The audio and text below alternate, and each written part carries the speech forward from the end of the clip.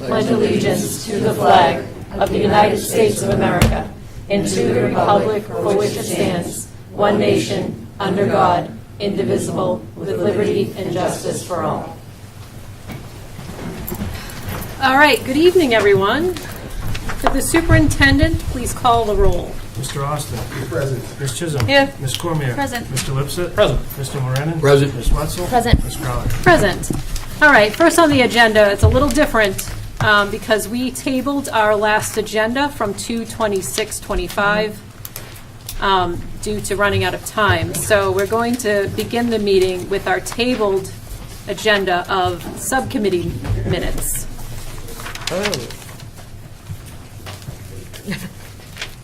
So I'll give the committee time, but I will be starting with you, Vice Chair Chisholm, on finance and personnel for minutes that you had on 2/26. Okay. So it would have been February 20th. We met at 9 a.m. here at the conference room. In attendance was Superintendent Matt Crowley, Assistant Superintendents Courtney Young and Maureen Ryan, and Finance Director Alex Dizio, and Michael Moran and Andrew Lipson joined us via Google Meet, and myself. And in the audience that night was Mayor Mike Concan and Charlie Doherty and Chris Kissel. Did I already give these for February 20th? Or maybe I just... No. Okay. Okay. Finance Director Alex Dizio presented the fiscal 26 budget totaling $98,238,029 with an increase over last year of 8.71%. This reflects an increase of $7.8 million over last year. And since July, we have hired a high school science teacher, a data manager that was grant funded, an admin assistant for high school, a BCBA, 2 paras, and a reading coach. Drivers to this budget are $600K in the loss of the newly arrived grant, 20 retirements, which will reflect $55K in early retirement and sick leave buyback, a 6% increase in salary. The personnel requests were 47 at the start, and admin has it down to 19 for the committee to review. Mayor Concanon was recognized and spoke to the committee to look at each line item and try to bring the percentage down.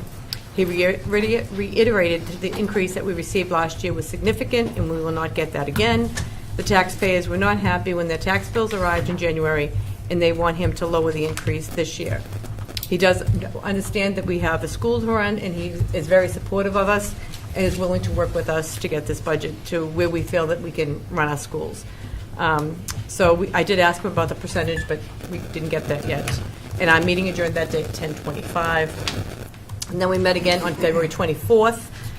In attendance was Superintendent Matt Crowley, Assistant Superintendents Courtney Young and Maureen Ryan, Finance Director Alex Dizio, and Assistant Director Patty McKinnon, school committee members Andrew Lipset, Mike Moran, and myself. We got updates and clarifications on our grants, and Courtney discussed Titles 1, 2, and 3, and 4 grants. And Assistant Superintendent Maureen Ryan updated on our SPED grants, and the increases that we're going to have through those and their competitive grants, and we're looking for, and staff also looks for grants through the year. There was questions on pay scale, number of days worked, start later for the building subs that I'm really trying hard to get for this next school year. Maybe we could start them later in the school year so that each elementary school would have someone there that they could know would be arriving every single day or maybe 4 days a week to give some stability to the schools and to the students, and would be a familiar person within the building. There was an ask for an additional assistant superintendent, but has been removed from the add-on request. And Assistant Superintendent Courtney Young discussed the curriculum department budget. There's no new curriculum expenses at the elementary level. Our new math program has been paid out of the capital account. Our subscription line has increased, and the budget was just carrying over all the personnel forward with no additional is 7.6. So we don't have a lot of flexibility in our budget, and our budget now is at 8.46. And our meeting adjourned at 5:05. We did have a meeting this evening. The only actions we do have to take on that is our list of bills that we need to pay. And if Maureen Ryan wants to talk about the ask for Sure. that we need to do. So with the early childhood program, we are asking the committee to increase the number of at-risk peer spots so that we can have the more peers join the program that also would help us to stay in compliance. So it's really the at-risk peer spots we have had over the past year, and they have been full. And because we have more special ed students in, we need more peers, and it would be very helpful if we could increase the number of at-risk spots to enable us just to be in compliance. So the subcommittee did vote to approve that and and go forward and try to fill those spots. as soon Is as that we can. a motion that we could act on tonight? Doesn't seem like it's going to, seems like it's, We don't have an actual dollar amount. Okay. But we could do not to exceed, if you had a number roughly that you would think that we could cover something like this. So it's, with the at-risk spots, it's essentially scholarship Right. spots. They're not paying a tuition, so it isn't money. It's not costing us anything. Right. It's just bringing more students into it. Right. okay, I'm just trying to figure out, is this something that you would like to bring to the table tonight, or should it be a agenda Well, only so item that for you can next start meeting? filling them as soon as So possible. Okay, I'll go ahead sure. and make a motion to increase the number of at-risk spots for the ECP by 30. Is that Or the number I we were would, looking at? if Or just with the possible, cap? I would say for any amount that is needed while we are under compliance. So yes, to increase the number of at-risk spots to whatever number is needed to meet compliance. Okay, I have a motion, do I have a second? Second. Is there any deliberation on that motion? All in favor? Aye. The motion passes. Okay, and then we just have to vote for the approval of the list of bills. Warrant 1 was for $944,925.93. Warrant 2 was for $296,869.84. Warrant 3 was for $2,172,311.15. And warrant 4 was for $199,091.28. Motion to approve. Make motion. Do I have a second? Second. Any discussion on that motion? All in favor? Aye. The motion passes. Yep, and the balance of accounts we found to be in order, and there was one transfer, and I didn't get the amount. 110. So 110,000 Yep. 110,000. that we just had to approve that transfer. So, Motion to motion. approve balance of accounts and the transfer as indicated. Do I have a Madam second? Chair. Second. Any discussion on that motion? All in favor? Aye. The ayes have it. And that's it, and I'll have better notes next week on what we have also discussed, but. Thank just you, I wanna make sure we get appreciate the your bills paid. flexibility, Ms. Chisholm. We just wanted to finish the agenda before we get the new agenda, Yeah. just to stay in line. Moving on to Community Relations Subcommittee. Mr. Austin, do you have minutes? I do. I'll give a brief update, and minutes are in motion to be turned in. Okay, Mr. Austin. We met on February 25th, 2025, and the meeting was Mr. Morenin, Ms. Comier, Ms. Young, Ms. Ryan, Dr. Crowley, Principal Rassman, myself, and we had a Mystic Valley area NAACP member, Martha Simon, in attendance. In this meeting, because we have new subcommittee members, I thought it would be important to give an update, kind of a history of what the subcommittee has been doing for the last several months. So I gave an update, what's been going on, and the work that we have been doing in that subcommittee. And Courtney Young and Maury Ryan gave a presentation as far as, so I'll go back. So during the subcommittee, we've been speaking a lot about the issues that's been taking place in the school, harassment, hatred, racism, discrimination. So we've been dealing with this issue and trying to figure out what is going on and what are the issues and how can we move forward. So during this meeting, we went backwards, and Courtney Young and Maury Ryan wanted to present to us what the school is currently doing to address the issues. Just to kind of give us an update as far as what is taking place. Let's see.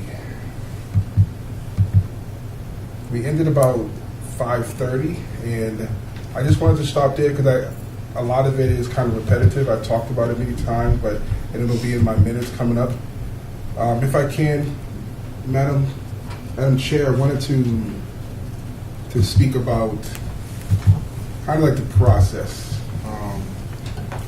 I know I wrote it down.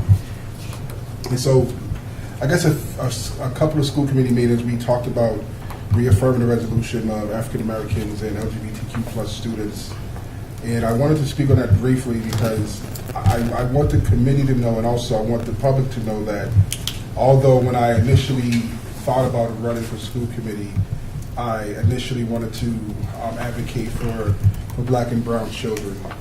But after a lot of prayer and seeking wise counsel, God reminded me that He's called me to advocate for all students. And so moving forward as we deal with the issue of hate and racism and discrimination and harassment in school, I want to make it clear that I'm not exclusively looking to only support black and brown students or students in the LGBTQ plus community. I'm looking to advocate for all students.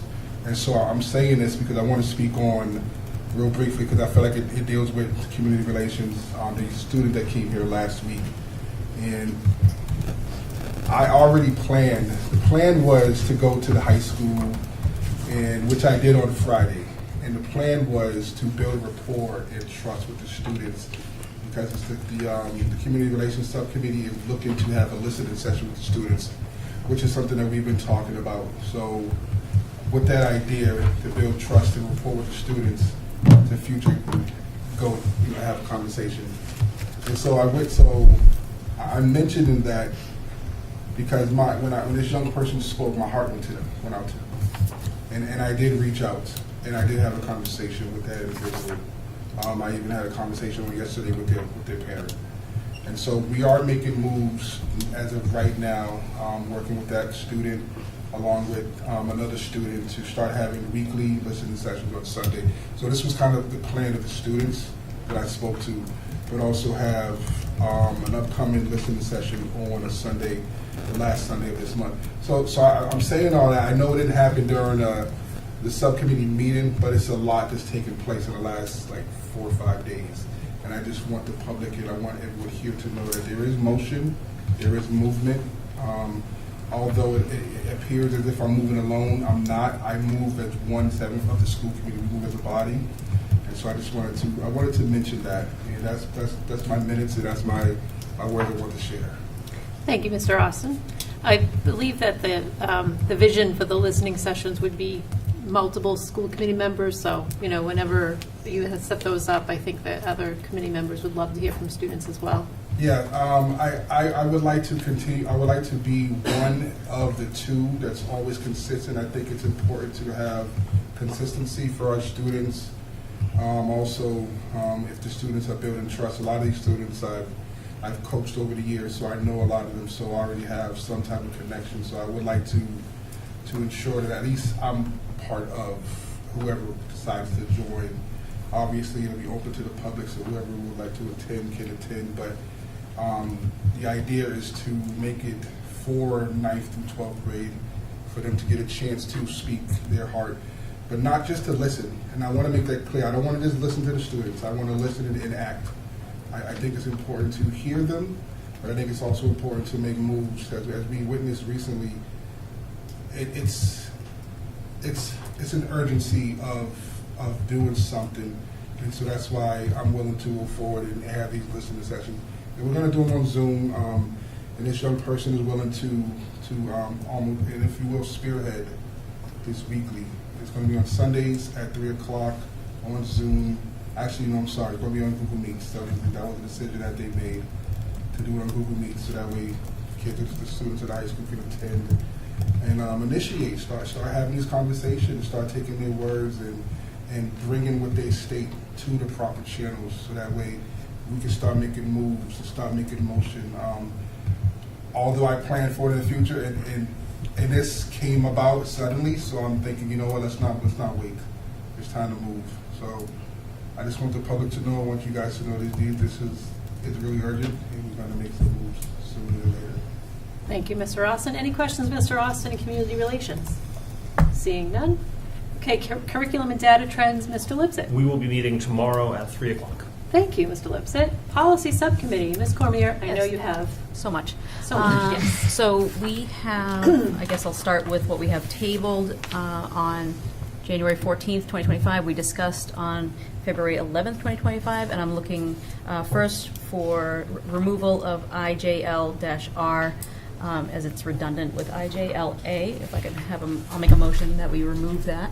as an action on that specific policy. Not to interrupt you, but the whole committee has received these policies, they've reviewed these policies, they've been attached to our agenda, so you're just going to act with, sort of quickly with just naming them by letter initials, is Yes. that right? Okay. So I'm sorry, restate your motion. So my first motion is just, because this is the only removal, IJL-R, because it is redundant with IJLA, if we could, I'd like to make a motion that we remove that from our policy manual. Second. Do I have a second? All right, any discussion on that motion to remove redundant policies?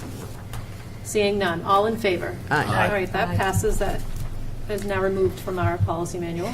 And for adoption, I have AE, BA, BAA, BCA, BDA, BDBB, BDC, BDD, BDF, IHBA, IHBD, IHBF, IHBG, IHBD/G/E, IHBH, IJ/R, IJL, IJLA, IJOR, IJOA, IJOA-R, IJOA-R-1, JJH, JJH-R, IKAB, ILD, IMB, IJOB, and JIC. I would like to make a motion that we approve those policies as stated. Okay, and again, the committee has seen those, they have read them, and when she says initials, we actually have a full policy that is, and she's not going to go through every single policy. Okay. Do I have a If you want. second on that? I will second. All right, any discussion on the approval of those policies that Ms. Cormier has named? Yes? Just to Lipson. quickly clarify for the public, I mean, I'm looking over the list of these now. Virtually all of these read minor edits, added references. These are not substantive policy changes. Yes. Just so everyone's clear that we're not sort of whipping through major changes here. These are adjustments. So the first 9 were minor or no changes, just to add a date to the policies that have been there that just didn't have a date on it. And then the following 19 were updates, again, pretty much, and in my minutes it notes whether it's minor language changes, added cross-reference, whatever it is, from the MASC newsletter that were recommended to us. Okay, so business, just ordinary business. Okay. Tidying. Any more discussion on that? Thank you, Ms. Lewis, for clarifying. Seeing none, all in favor? Aye. Those policies have been adopted. All right, and secondly, we met on February 12th. We had, again, some policies that were adjusted that I will, actually, there's only a few of them.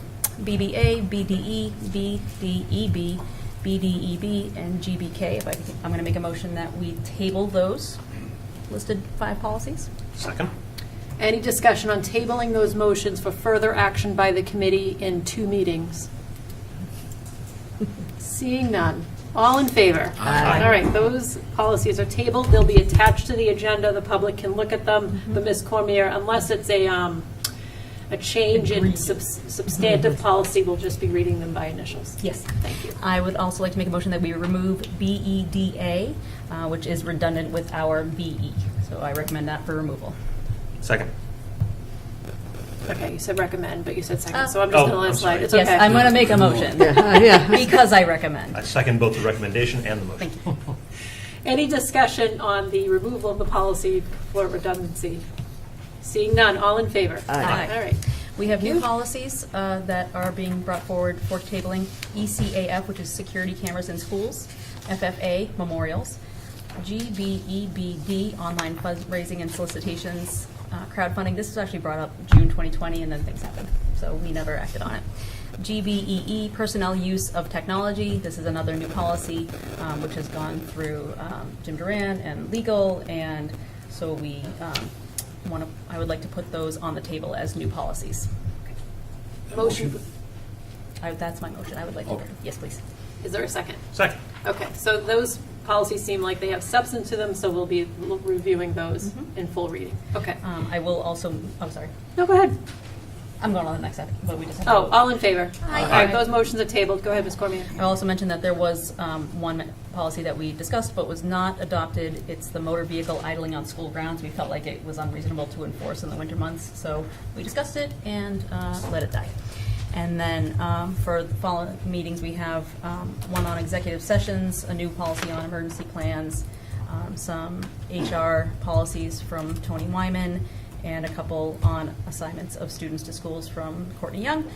So we will discuss those at our next meeting, which is the 14th of March at 9 a.m. And we also continued our discussion on a cell phone personal electronic device policy.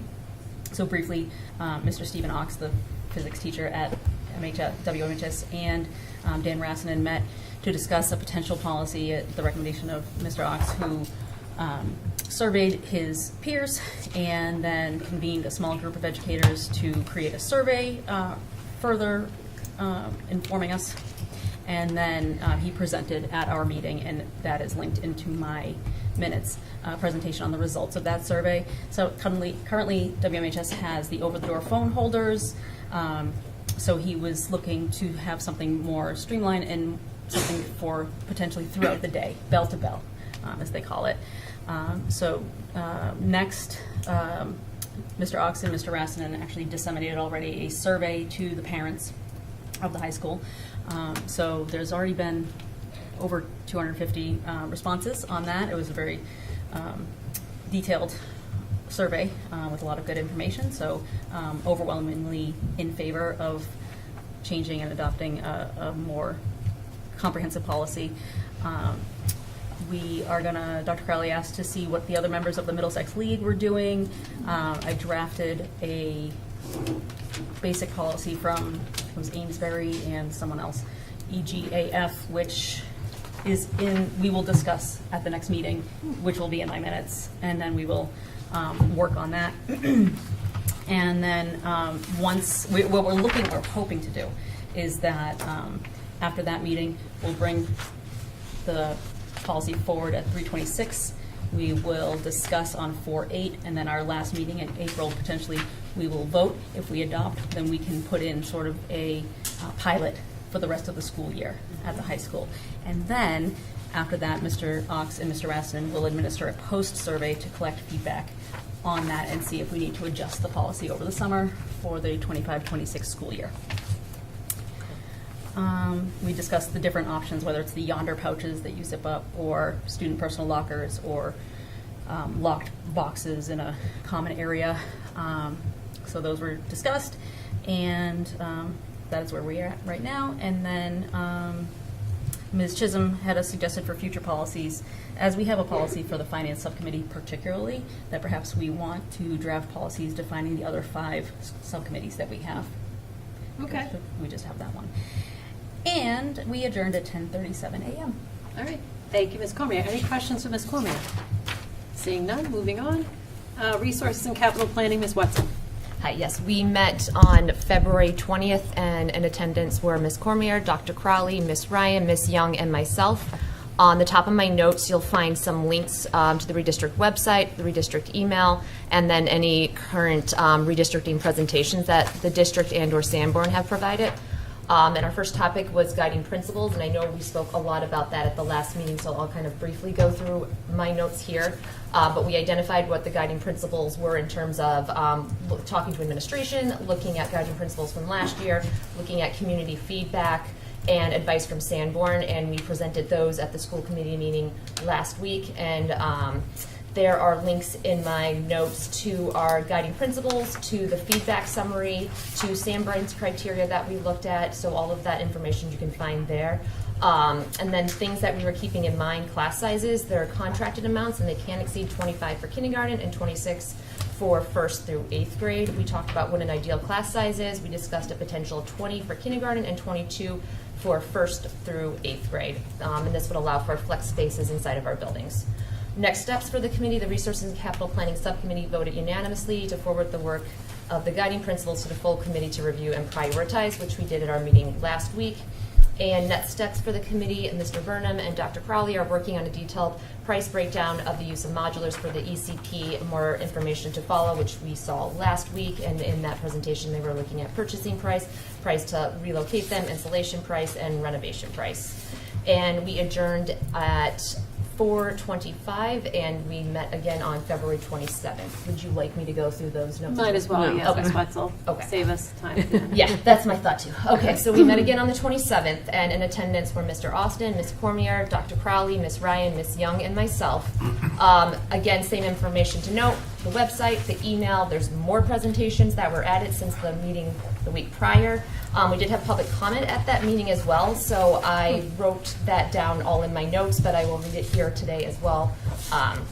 So first to comment was Ms. Moylan on Eastern Ave, and she's a parent of 2 at the Shamrock and 1 child on an IEP and in the ECP program at the Reeds.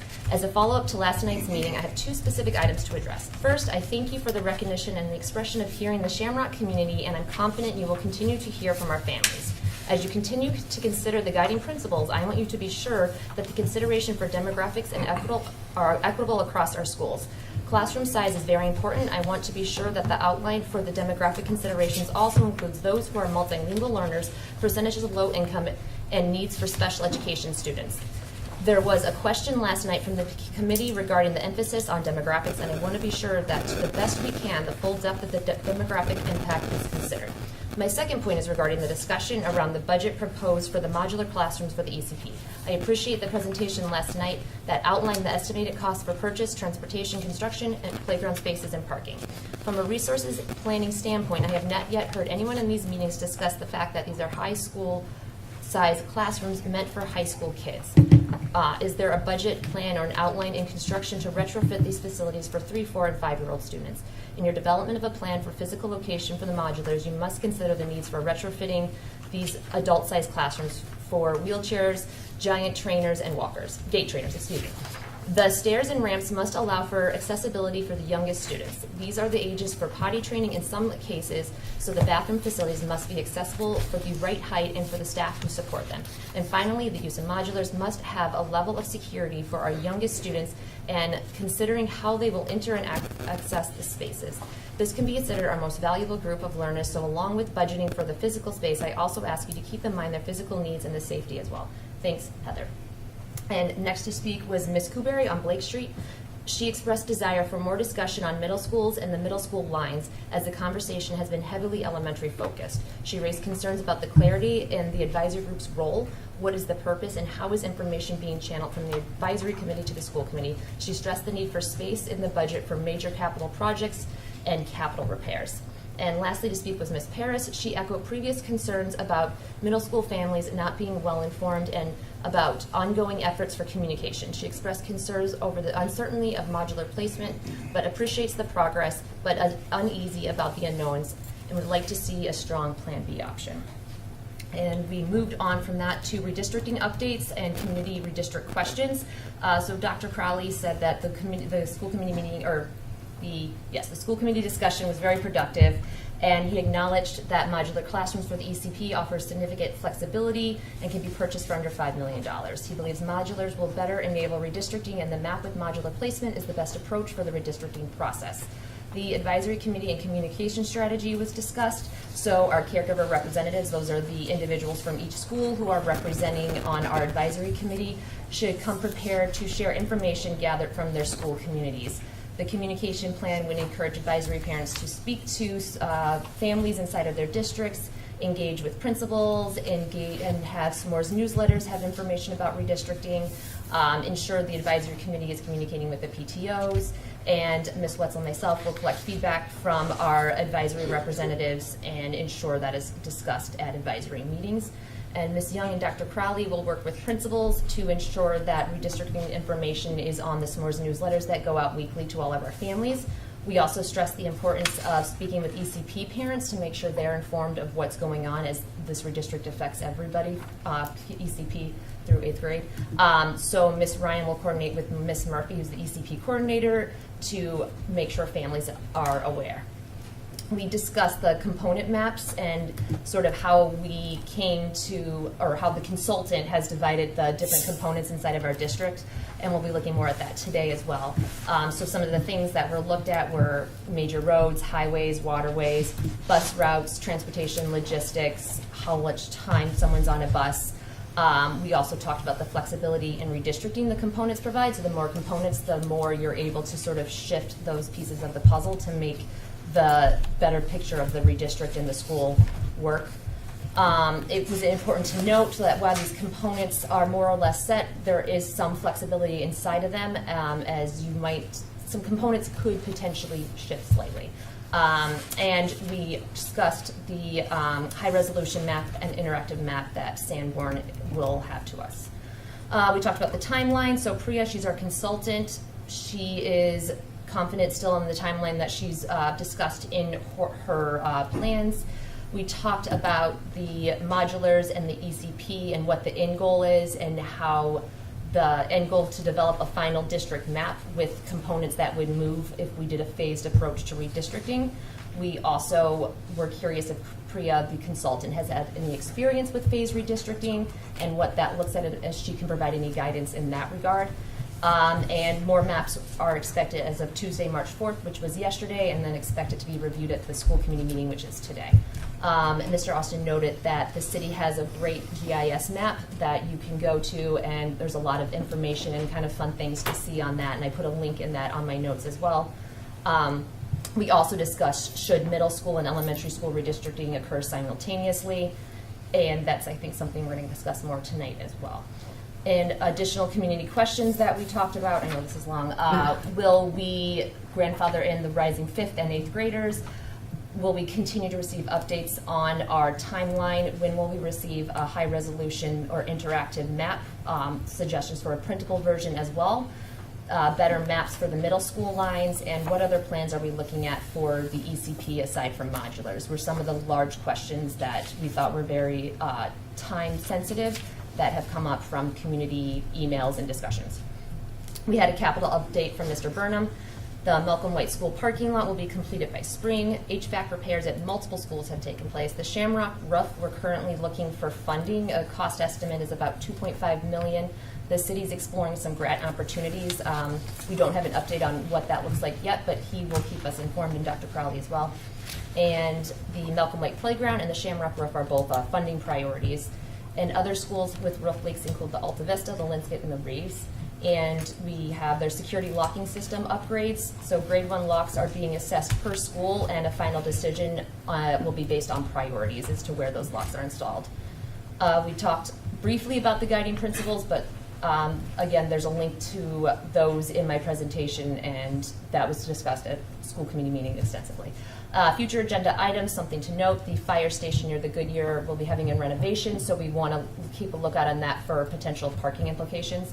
And we'll continue to receive updates on funding and timeline for capital repairs from Mr. Burnham. And next steps from the committee, the Resource and Capital Planning Subcommittee voted unanimously to have the full school committee discuss and look at a timeline for the middle school redistrict. For example, do we redistrict elementary and middle school at the same time? We adjourned at 5:25, and we meet again tomorrow at 4 p.m. in this room. Thank you, Ms. Wetzel. Any questions of Ms. Wetzel? I do. On the Yes. on the fire station, I just want to make sure that that we have the principal involved in getting notifications, because when demolition starts in April, whether or not the kids can do outdoor recess, where they're going to be, because I heard that they're moving the crosswalk, so that might be something they're going to have to notify parents that they're going to be doing that, and so all that sort of stuff, if they can include the principal in the meetings, would be great. Thank you, Vice Chair Chisholm. Good point. Anything else for Ms. Wetzel? Seeing none. Okay. Student Services and Achievement, Mr. Mulrennan. Thank you, Madam Chair. The Student Services Achievement Committee, Subcommittee met on 2/11 here in the Superintendent's Conference Room. Present with myself, Mr. Lipset, Ms. Wetzel, Assistant Superintendent Ryan, and Adam Chapman from CPAC. The first item on the agenda was the CPAC update, and Adam reported that good stuff was happening. They had a meeting at the library, it went very well. Some new members, some new ideas. Again, this is 2/11, so things have changed. 12 people expressed interest in different roles in CPAC, possibly a full board by the end of the school year this year. They're going to have some virtual IEP workshops, February 24th, already happened. March 26th, Wednesday, is the Woburn Memorial High School College Fair, with details coming up from Adam and the CPAC very shortly. We wanted to be sure that emphasized, which I think I did at the last meeting as well, was March 26th, Wednesday. They're hosting a college fair at Woburn Memorial High School. And number 2 on the agenda was Assistant Ryan's update. Planning and hiring going on for the ESY program. The budget is on track.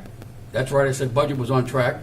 Working well with Mr. Doherty of City Hall, great cooperation and dialogue between Mr. Doherty and Ms. Ryan in that department. Communication is key in keeping all these major decisions in check. Transportation, again, was okay at the time on 211. Out of district was okay at 211. There was a grant awarded for some of the Vive boards, which I used to call smart boards, but we don't have them in this room today, but the Vive boards are working out very well. And February 14th, again, as passed, was a wellness day in the schools. The book clubs are doing very well, continuing the program again with different topics. And the meeting adjourned at 6:35, and no votes were taken from the SSA. Happy to entertain any questions from the board members. Thank you, Ms. Mulrennan. Any questions for Mr. Mulrennan? Seeing none. Okay, moving on. There's nothing from Woburn Building and Capital Planning Subcommittee, and anything on the ECP Task Force, Ms. Wetzel. Okay. All right, moving on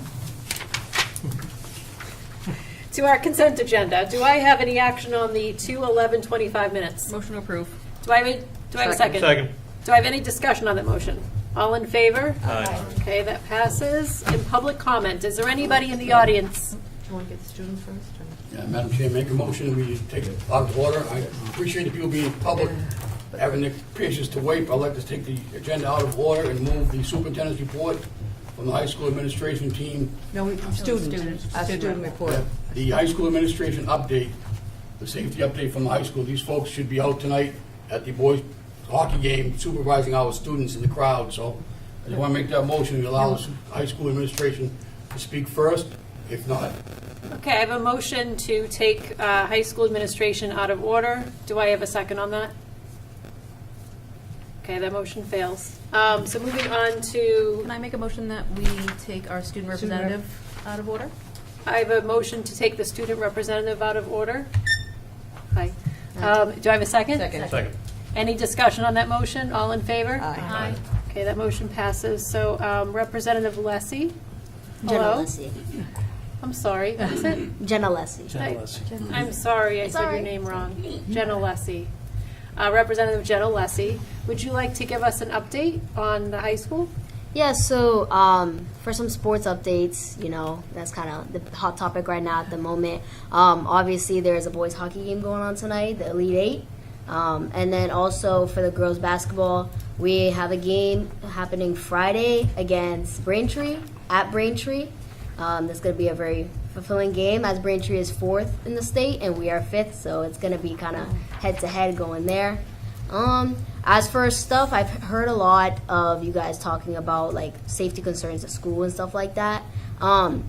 What I can speak on is I could say that one of the main issues that I had my freshman year in high school was definitely the bathrooms. There was a lot of people lingering around in the bathrooms, especially during like class times, and they will kind of just be there to skip classes or whatnot. I do feel like the issue has been resolved over these past years. I can like go to the bathroom now without having to wait for a stall or without having to worry that I'm gonna get, you know, in trouble for being at the wrong place at the wrong time. And so far as everything else in the school, I do feel the school is a safe environment, so to speak, as like I don't feel like I'm going to be in any harm going to my school. I do feel safe. I do feel like administration helps really well if I do have like a concern or something about like people or bullying or whatnot as well. Well, I really appreciate you saying that, and I think the committee appreciates hearing that feedback as well. Is there any questions for Student Representative Jenna Lessie? Yes, Vice Chair Chisholm. I would just like to see what your thoughts are on the cell phones. Do you think that you should be allowed to have them, or do you think that they should be, they're something that's a, you know, distraction from school? I really like this question.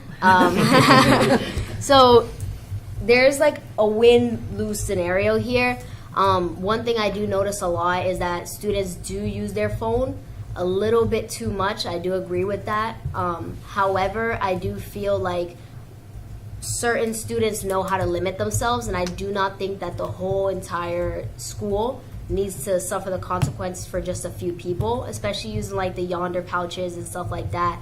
I do think that having my phone on me personally, I never use my phone. It's always in my bag. I always keep it away, but I have that sense of security knowing that, like, if I need to call my mom or if I need to, like, text my brother or something, like, I have that ability to do so. And it's not just, like, locked away in a closet and I'll have to ask to use it. I don't really, like, me personally, I just don't feel like it's too much freedom going on if we were to have those closets and stuff like that. I don't really agree with it, and I don't think a lot of people at the high school will agree with it as well. You should even plan that out. That was an amazing response. That was amazing. Ms. Wetzel, do you have a question? I do. I have actually a follow-up to that. I know a survey's gone out to parents in terms of cell phones and their thoughts on it. Has a survey gone out to students as well to get their voice? I'm going to be completely transparent. I am the worst at checking my email. I don't think I have heard anything from other student bodies or anything like that from surveys about cell phones. I do think that getting both sides of the story would be the best option, you know, from the parents, from the teachers, as well as the students, to help us make that decision on whether we want to use those pouches or those closets going forward in the future. That's great. Thank you. Thank you, Ms. Thank you. Wetzel. Any further questions for our student representative? Seeing none. You may stay. You have a right to be here at the table to still help us work out our decisions. You can't vote, but you can give your opinion on anything on our agenda, or if you need to leave, you can also do that. All right, thank you so much. But I really appreciate you coming. My name is Ellen, and I run the school committee meetings, and so if you ever need anything, you just feel free to reach out to me, okay? All right, perfect. Thank you guys so much. You're welcome. Have a nice night, guys. Have a good night. All right. Now public comment. Just like I'm so confused. All right, City Council liaison to the school committee, Mr. Viola. Sorry. Public comment. Yeah, I think we'll need to make a motion to return to regular. So I'll make a motion to return to regular order of business following the consent agenda. So that means moving into the public comment. Thank you, Mr. Lipset. Do I have a second? Okay, any discussion on that motion? All in favor? Aye. Okay, that motion passes. We are back to the regular order. Is there any appetite to take the high school since I tried there once, I give up. Let the public speak. Let's do the public speak. Okay, let's do public comment, and then we can have a motion and further deliberation on taking someone out of order. Okay. Is there anybody in the audience that would like to speak to the school committee on anything under the jurisdiction of the school committee? Please come to the table. I'm just going to have these passed out on behalf of Rachel Kubry, Earl Wyman. Sure. Okay, so public comment. If you are sitting down at the table to give public comment to the school committee, you're consenting to be recorded. You have 3 minutes. Please state your name and your address. The school committee cannot respond to public comment. We can only hear public comment. We can't engage in a dialogue. Refrain from attack. And please refrain from direct attacks from anybody in the Woburn Public School staff. So you can start. Thank you. My name is Emily Peters. My address is 4 Summit Street. I am the school rep for the Student Advisory Committee for the Reeves. So I just wanted to review the survey I sent to everyone here today. We sent out a survey to the Reeves parents regarding their opinion on what should be the priority of the guiding principles. They were very aligned with the school committee, exactly aligned with the school committee on the order that they should go in. 81% of the families surveyed, 81 people completed the survey. Overwhelmingly, the top priority is equitable class size. That was 49% of these people chose it as their number one. 68% chose that as their number 1 or 2 priority. The number 2 priority was demographic equity of high-need students, 21% of people. 14.8% chose sub-separate program stability as their third choice. 9.9% neighborhood school proximity, that would be number 4. And number 5 would be least disruption to the students, 4.9%. In the interest of transparency, I would like to relay the following concerns Reeves parents have sent me. Number 1 would be related to class size equity, and they have concerns about that. The next would be the modulars and whether they will be placed on green space or interfere with parking. And I have explained to them this has been brought up by the school committee and it's not what anyone wants. Additionally, the ECP parents are worried that if the modulars are not approved and they are placed outside of the Reeves area, they will not be able to get to them. Ms. and they will Peters, to you have find- one more minute. They will have to find alternative childcare, and there's deadlines for that, so they would like to know as soon as possible. I understand these are questions that cannot be answered yet. I have assured parents that everyone is doing their best to answer these questions in a timely manner. Thank you so much for your time. Thank you, Great, Ms. thank Peters. I you. appreciate that feedback. Is there anyone else in the audience that would like to come and speak before the school committee? The same provisions apply. Thank you.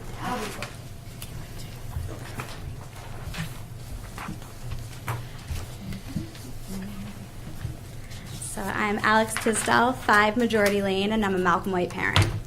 So as the Malcolm White parent rep to the advisory group, I'm here to share the results of a survey offered to the Malcolm White community that helped to clarify which of the guiding principles are priorities to our community. The results were pretty similar to our fellow schools. Several of the schools did administer the survey. We had over 40 participants respond from the Malcolm White, with the results coming in pretty strongly with class size equity being number 1, followed by number 2, proximity in neighborhood schools, number 3, least disruption to kids, number 4, equitable high needs demographics, and number 5, maintaining sub-separate program stability. So a little bit different from the Reeves, but also kind of in line with the other schools. As a plug, we'll be leaving this survey open, and I would love to continue to collect responses and feedback to better help advocate for our community. I urge the committee to take these priorities into considerations, as we certainly will be, when providing direction to the consultants and when making decisions regarding the maps. To that end, as we move further into this process and are comparing and contrasting our options, I, as an advisory member, am hoping to have a clear picture of how each map will answer each question or problem presented by the guiding principles, and for how long that answer can remain sustainable. As disruption to kids is certainly a high priority to our community, I know that we're all on the same page that, if avoidable, we do not want to be doing this again in the very near future. So I share the sentiments and concerns as many of my fellow advisory members that you've heard from already today, and I have been fortunate to hear from several community members who also share many of the same concerns. I recognize what a complex and challenging issue this is to solve. Keeping that in mind, I'm hoping that while we work on it, we can provide parents with more clarity and information on timeline, sort of maybe some of the smaller issues or what feel smaller and more routine. Ms. Tisdale, you have 1 more minute. Thank you. Which will impact these parents greatly on a day-to-day basis. For instance, many parents are concerned about the availability and registration process related to before and after school programs. Many parents depend on this care to work and live, and plans and enrollment for these programs are in the works many, many months prior to September. So it's kind of like these smaller things that are really important to parents, and I think will restore faith and be important for us to answer as best we can. Thank you for your efforts and your hard work for all of the kids in Woburn. Thank you, Ms. Tisdale. I appreciate your comments and your feedback on behalf of the committee.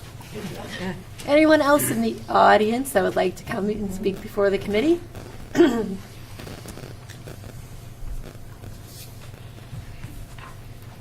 Hello, Caitlin Skinner.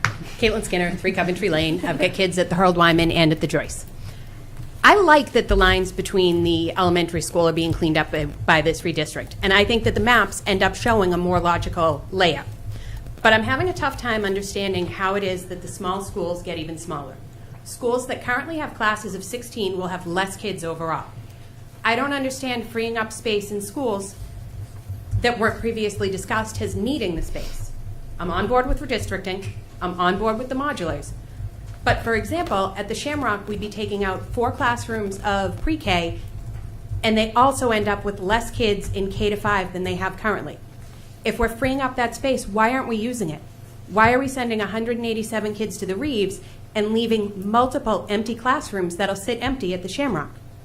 We're keeping grades of 29 to 35 kids at smaller schools while creating grades of 94 at other schools.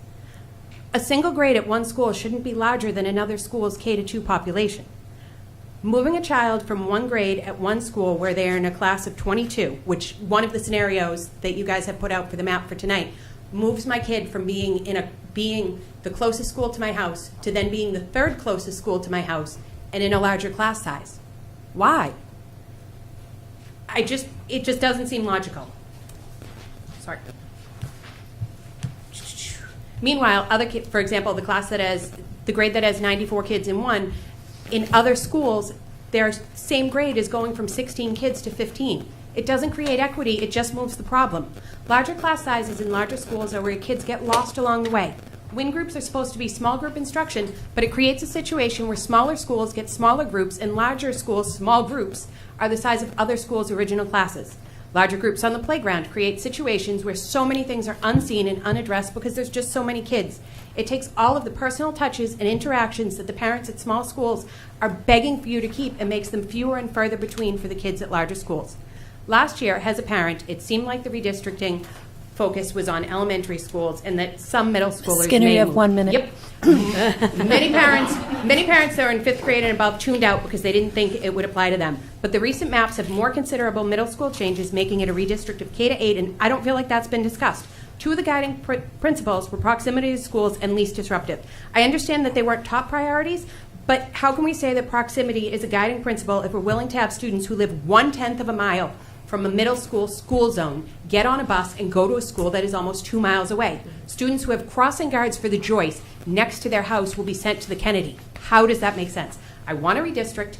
I want to see the city's resources more equitably divided, but I want to see it in a way that is logical and in a way that provides solutions instead of just changing the location of the problems. Thank you. Thank you. Good job. If you want to, thank you. You know the drill. Thank you very much for that feedback. Very important. Anyone else in the audience that would like to come and speak before the school committee tonight?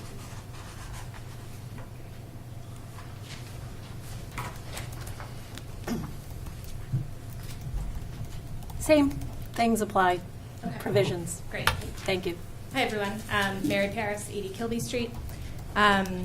Before I start, I just want to thank Mr. Austin for his comments in the subcommittee report, which is kind of relevant to what I'm talking about. So at the last school committee meeting, a student from Woburn Memorial High School bravely spoke out about safety and harassment concerns happening more frequently at the school. Unfortunately, rather than allowing the student to fully share their comments, the priority was placed on procedure and time limits. This was not the first time concerns about harassment and safety have been raised recently. A community member spoke at the December 10th, 2024 meeting, expressing concerns about racial harassment in our schools and requested this issue be placed on the agenda. I do understand this has been further discussed at a subcommittee meeting, and I'm glad to see action taking place. Several educators and union members also spoke at the February 11th, 2025 meeting, sharing experiences of harassment, retaliation, and safety issues. These concerns are real, growing, and require urgent attention. While I understand the need for protocols, I believe the chair and committee should have exercised more discretion to allow the student to finish their comments. School committee policy states that the presiding chair may permit an extension in extenuating circumstances. If a student, a child, comes before this body at night with thoughtful, solutions-focused comments, asking for help and support, what could be more extenuating than that? Shouldn't we listen? Shouldn't we take this seriously? I fear this moment sent the wrong message, discouraging other students and community members from speaking out.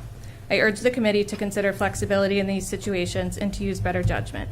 While resolving these issues may not fall directly within the committee's remit, you do oversee the superintendent and his staff.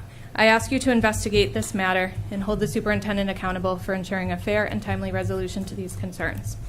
Now, on the topic of redistricting, I'm hopeful to see progress move more quickly as we're once again racing against time. I have concerns about relying on modular classrooms to achieve a successful redistricting, given the cost, timeline, and uncertainty around location.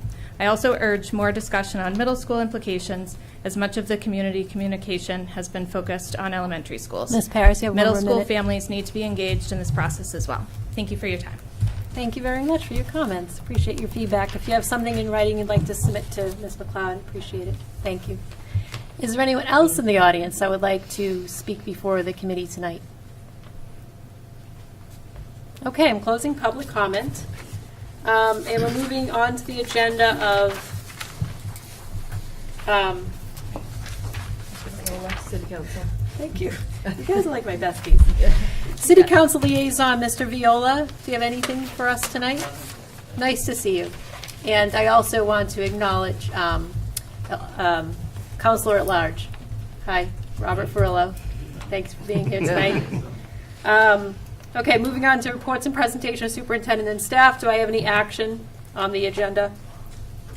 Make a motion to move in high school administration update. Move from C to A, please. Okay, do I have a second? Second. All in favor? Aye. Okay, that passes. So the high school, come on down.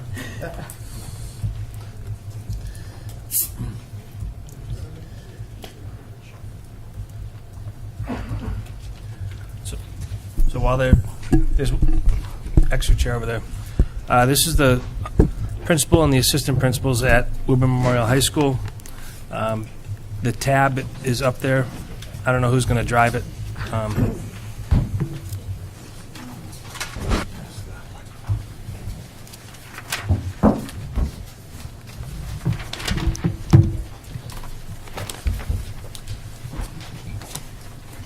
Good evening, everybody. Good evening. I want to echo first a lot of what's been already said about the student who spoke last week and how brave that was and how important it was for all of us to hear. There are some takeaways that we are internalizing and working through that I think are really important from that. And I think her comments and the conversation I had with her about what she said, and I think for me how inspirational it was that she said it and felt it was urgent enough and important enough to say, I think was really important. There are a couple things I want to go through and then we can get into our presentation. It is absolutely true that while there are a million successes we have every day, there are also some things that we need to work on with a great deal of urgency and attention. And it's really important to hear feedback from students and families and teachers and faculty on what's going well and what's going not well, because that's the only way that we are able to take action to address things. One of the takeaways that I had from talking with that student and talking to other students and parents that since then is that there seems to be information that we're just not getting, which is something that we're going to talk through in this presentation, how we're going to address that.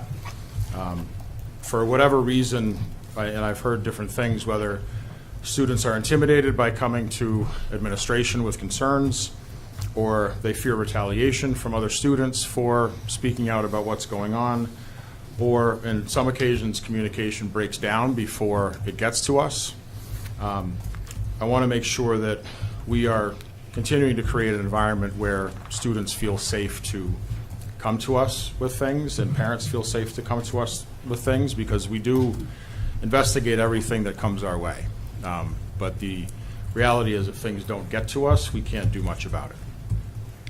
And there are things that we're going to do to increase the outreach for information, to go seek information, given the understanding that not everything is coming our way, that I'm hoping will have a big impact. The other piece of this is that students' protection and privacy and confidentiality is really important. So when we do investigate, when we do receive allegations, it's really important to keep students out of it. And I'm not going to say how we do that. I want to keep our secrets safe so that people don't catch on to what we do. But when students come to us with things, especially students, they are kept out of it. It's kept private. And that's an important thing that I've heard from lots of students. Are we? Okay, sorry, Gene. Everything we get, we look into. Some things are substantiated, some things are not. People say things, we look into it, and we figure out the best course of action. And I think the overall message that we've gotten, and I've certainly gotten lately, is how important this issue is to people, and whether I am aware of everything that goes on or not. I need to be, and so I need to do things to make people comfortable in relaying information that we need to be able to take action. So with that being said, we're going to go through a quick presentation. So the goal is we want to provide updates on the overall safety. We want to inform the school community on initiatives that we're doing to promote safety. It's going to include things that we are currently doing and things that we have already been working on. We're going to talk about discipline regulations because through my conversation even with the student who spoke, her point was that we are bound by law when it comes to student discipline, and her point was that not everybody may know that. So I think it's important to throw things in context when it comes to student discipline. Fights, weapons, and investigations, talking about bathrooms, hallways, the culture specialist position we have, and then current practices and things that are upcoming. So when it comes to discipline regulations, I put this here as a broad overview, but what this means when the law changed in 2022 is that suspension is supposed to be a last resort. And this is to protect students and their rights to an education. It doesn't mean that suspensions are disallowed. It means that administration shall, and that's the word in the statute, shall use alternatives to suspension whenever possible. So things like restorative justice, collaborative problem solving, mediation are important when it comes to certain infractions. It's also codified in here that there's a lot of due process for students and families. So hearings, parent meetings, there's an investigation process that's important that we follow. So these are some, we don't have a choice when it comes to how we operate with certain things. Students are protected, which I think is the appropriate thing to do, and we need to take every situation on its own and do what's best for all the students involved.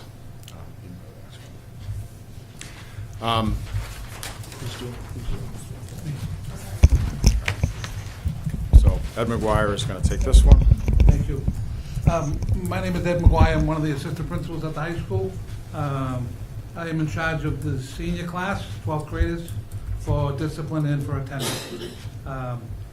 The slide that's in front of you, fights, weapons, and investigations, is like an overview of data that we've gathered. So there's been 16 fights in the school this year. There's been one repeat offender, meaning that one child has been in more than one fight. It's been 2. All the students that have been involved in the physical altercations have been suspended.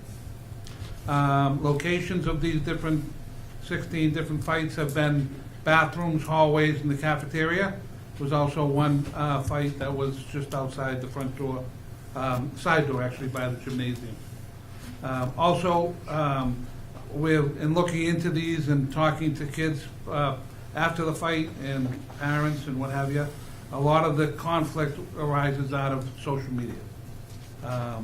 And I'm going to say that's at least 80 to 90% of the issues that we dig up.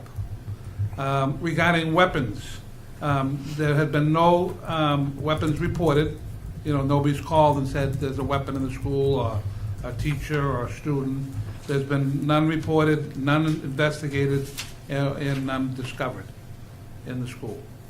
As far as our investigations go, day-to-day stuff that we've been handling, Title IX investigations, including sexual harassment and discrimination, civil rights investigations, bullying investigations, and then chemical violations. The chemical violations are students that are majority of the time in the bathrooms using vapes. And that leads to, obviously, when found in possession of, leads to a chemical violation. Thank you. Thank you. Good evening. My name is Alyssa Allen. I'm assistant principal and I oversee 10th grade. Just going into bathrooms, an overview here is that issues occur in unsupervised bathrooms. So that's mainly due to a balance between access and supervision. So we have moved back to 10 bathrooms open and 3 closed based on that need for supervision. So part of our supervisory model is that we have teachers posted at each open bathroom. There are sign-in sheets in which students are required to sign into the bathroom and sign out. There are tables where teachers are seated, and also administrators as well are very much in the hallways during any time where staff might need support at those tables, and are very much present specifically through 5th through 7th period during the day. There is a limited number allowed in the bathrooms. We want to make sure that they're not overcrowded and make sure that it's comfortable and safe for students to use.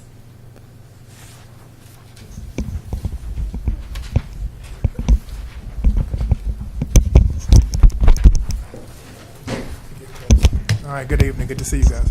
My name is Steve Martin. I'm the assistant principal for grade 9. However, this year I feel like we've all had to support each other in multiple ways. So if it's grade 9 and I'm not in the building, Alyssa would take it, or if it's grade 10 and she's not in the building, Ms. McGuire would take it. So we've had to collaborate more this year, more than ever, due to really the enrollment increase. So we've really had to tap each other in and tap each other out at times, but at the end of the day, that's what teams do. And that's what we focused on this year. And we're going to continue to try to build off of that. So hallways, one of our goals we talked about this week in our leadership meeting is being more visible, being more present in hallways. So last week I took the first hallway round where during lunch I walked the hallway, the entire period. And I did see a decrease in students congregating. I did see a decrease in students in bathrooms. I did see a decrease in students in hallways. So I think visibility goes a long way. I think when students see us around the building and they know that we are making sure they make good decisions, typically they, for the most part, meet us halfway or they fall in line. Okay, so I think the walking, the visibility has helped over the last week. We'll continue to notify, the admin will continue to work on quicker notification of faculty and staff when students are with support staff or admin. Typically, we do have students in the building who will ask to see adjustment counselors, who will ask to see guidance counselors, and we want to accommodate those needs. But we do need to do a better job of making sure we let the teacher know, or let the guidance counselor know, or the nurse know that those students will be reporting to the space, so then they are not wandering hallways. So we just have to do a better job of communicating that out, which we will. And then lastly, 5, 6, and 7, increased administration presence in hallways during periods 5, 6, and 7. Those have been the periods that we have seen the most traffic, to be quite honest, over the last, I would say probably 3 months. So we put in our calendars rounds in which we're going to take. So Alyssa may do 12 to 12:30, I may do 12:30 to 1, and then Ms. McGuire may do 1 to 1:30. So after lunch, we are going to make a conscious effort to be more visible in hallways, because those are the periods in which traffic tends to pick up. But we've addressed all those things today as well, in grade level assemblies that we can talk about more later on down the road. Thank you, Mr. Martin. You're welcome. So one of the other things that I think is worth clarifying is we have a staff member, the title is culture specialist. I think probably a better title would be something like behavior interventionist, hall monitor, because this person puts in a lot of miles on their feet. Responsibility being a presence in the hallway, common area supervision, responding to teachers in need of behavioral support, building relationships with students. They also do a lot of referrals to support staff, whether guidance counselors, adjustment counselors, whatever the case may be. And there is an impact here. I think the supervision has been really important. This person has prevented a significant number of altercations and resolved conflicts just by the presence and the relationships.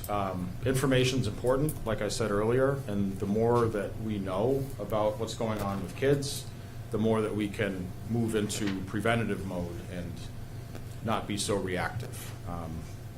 And one of the goals for this position is just to continue to refine the process around documentation and when to refer to guidance, adjustment counselor, nurse, et cetera, and just trying to manage the flow of the back and forth throughout the building all day, every day. So some of the things that we have either, hadn't practiced for a long time or are relatively new. We have a really strong peer mediation program run by 2 of our teachers, and it's basically students mediating conflicts with other students. There's a 3-day training that they go through. This has been something that we've, as an admin team, have consciously tried to utilize more, and there's been a lot of success that's come out of it. Yes, we've had fights. We've had 16 fights. It's 16 too many. But the goal is, when incidents do happen, that we prevent them from happening again. And the peer mediation is a really important part of that. For kids who are caught vaping, we have an I Decide program, it's called. That's our anti-vape programming, which is mandatory for anyone who's caught. We do a lot of counselor referrals, a lot of parent meetings. I know Steve in particular has been a revolving door of families, and it's just been really supportive to involve families as much as possible. Not just after a major incident, but at the first sign of a slip, whether it's class attendance or a change in behavior. That's a sign that something's going on, and in order to prevent behavior, we need to understand the cause of that behavior, and that's a big part of what goes into a lot of these things that you see up here. We have a partnership with Home for Little Wanderers, which is an outside clinician who comes in and provides counseling to students. We have the traditional lunch and after-school detentions, in-school behavioral support, which is in-school suspension with programming, because we want to keep kids in school as much as possible. We have a strong peer mentor program, and we collaborate with our SRO and with Woburn Police Department constantly. Some of the things that we are looking to do are expand the programming that we have as a behavioral center for kids that need a reset, whether it doesn't meet the level of a significant incident, but there's something that isn't going right, they're having a tough day, driven by a lot of different factors, but we need a place to go to provide student support and get them back on track and get them back to class as quickly as possible. Looking at restorative processes, family notifications, counselor support, looking at what a few other schools in the area do as shamelessly copying whatever we possibly can. Ed and Alyssa sat through a demo with SmartPass, which is a digital pass system. So Alyssa is the master. I'll let her explain a little bit more of what this looks like. Thank you.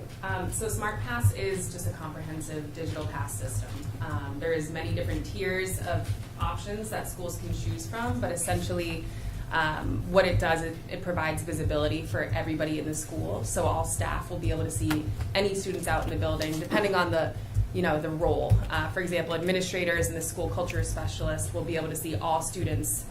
There's a timer on certain locations, whether it's a water break, going to the nurse, going to the bathroom, based on the location of that classroom. It's really tailored to the specific, unique locations within each school. So we would have, if we were to adopt this in the future, a SmartPass representative would work with us to make sure that the passes are, time limits are appropriate, that we have, we consider all accommodations for students that might need breaks outside of things like bathroom breaks. And it's really a great way when we're in the hallways, which is pretty often, and I'm walking down the hallway and I see a student and I notice that on my database that it's in red, they went to the bathroom 17 minutes ago. Rather than having to inquire with that student and ask them and question where they are, I can say, hey, why don't we take a walk back to class together, instead of questioning, are you in the right place? It just creates an opportunity for less of an approach that might be questioning students, and instead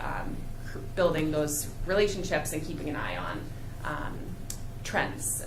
The data that comes from that as well is very, very comprehensive. We can use that during any type of meetings for maybe students that are chronically skipping class. We're able to look at collectively how many minutes students are out of the class over that time limit throughout a semester, a week, a day, and it can help us to keep kids accountable and us as well in the process.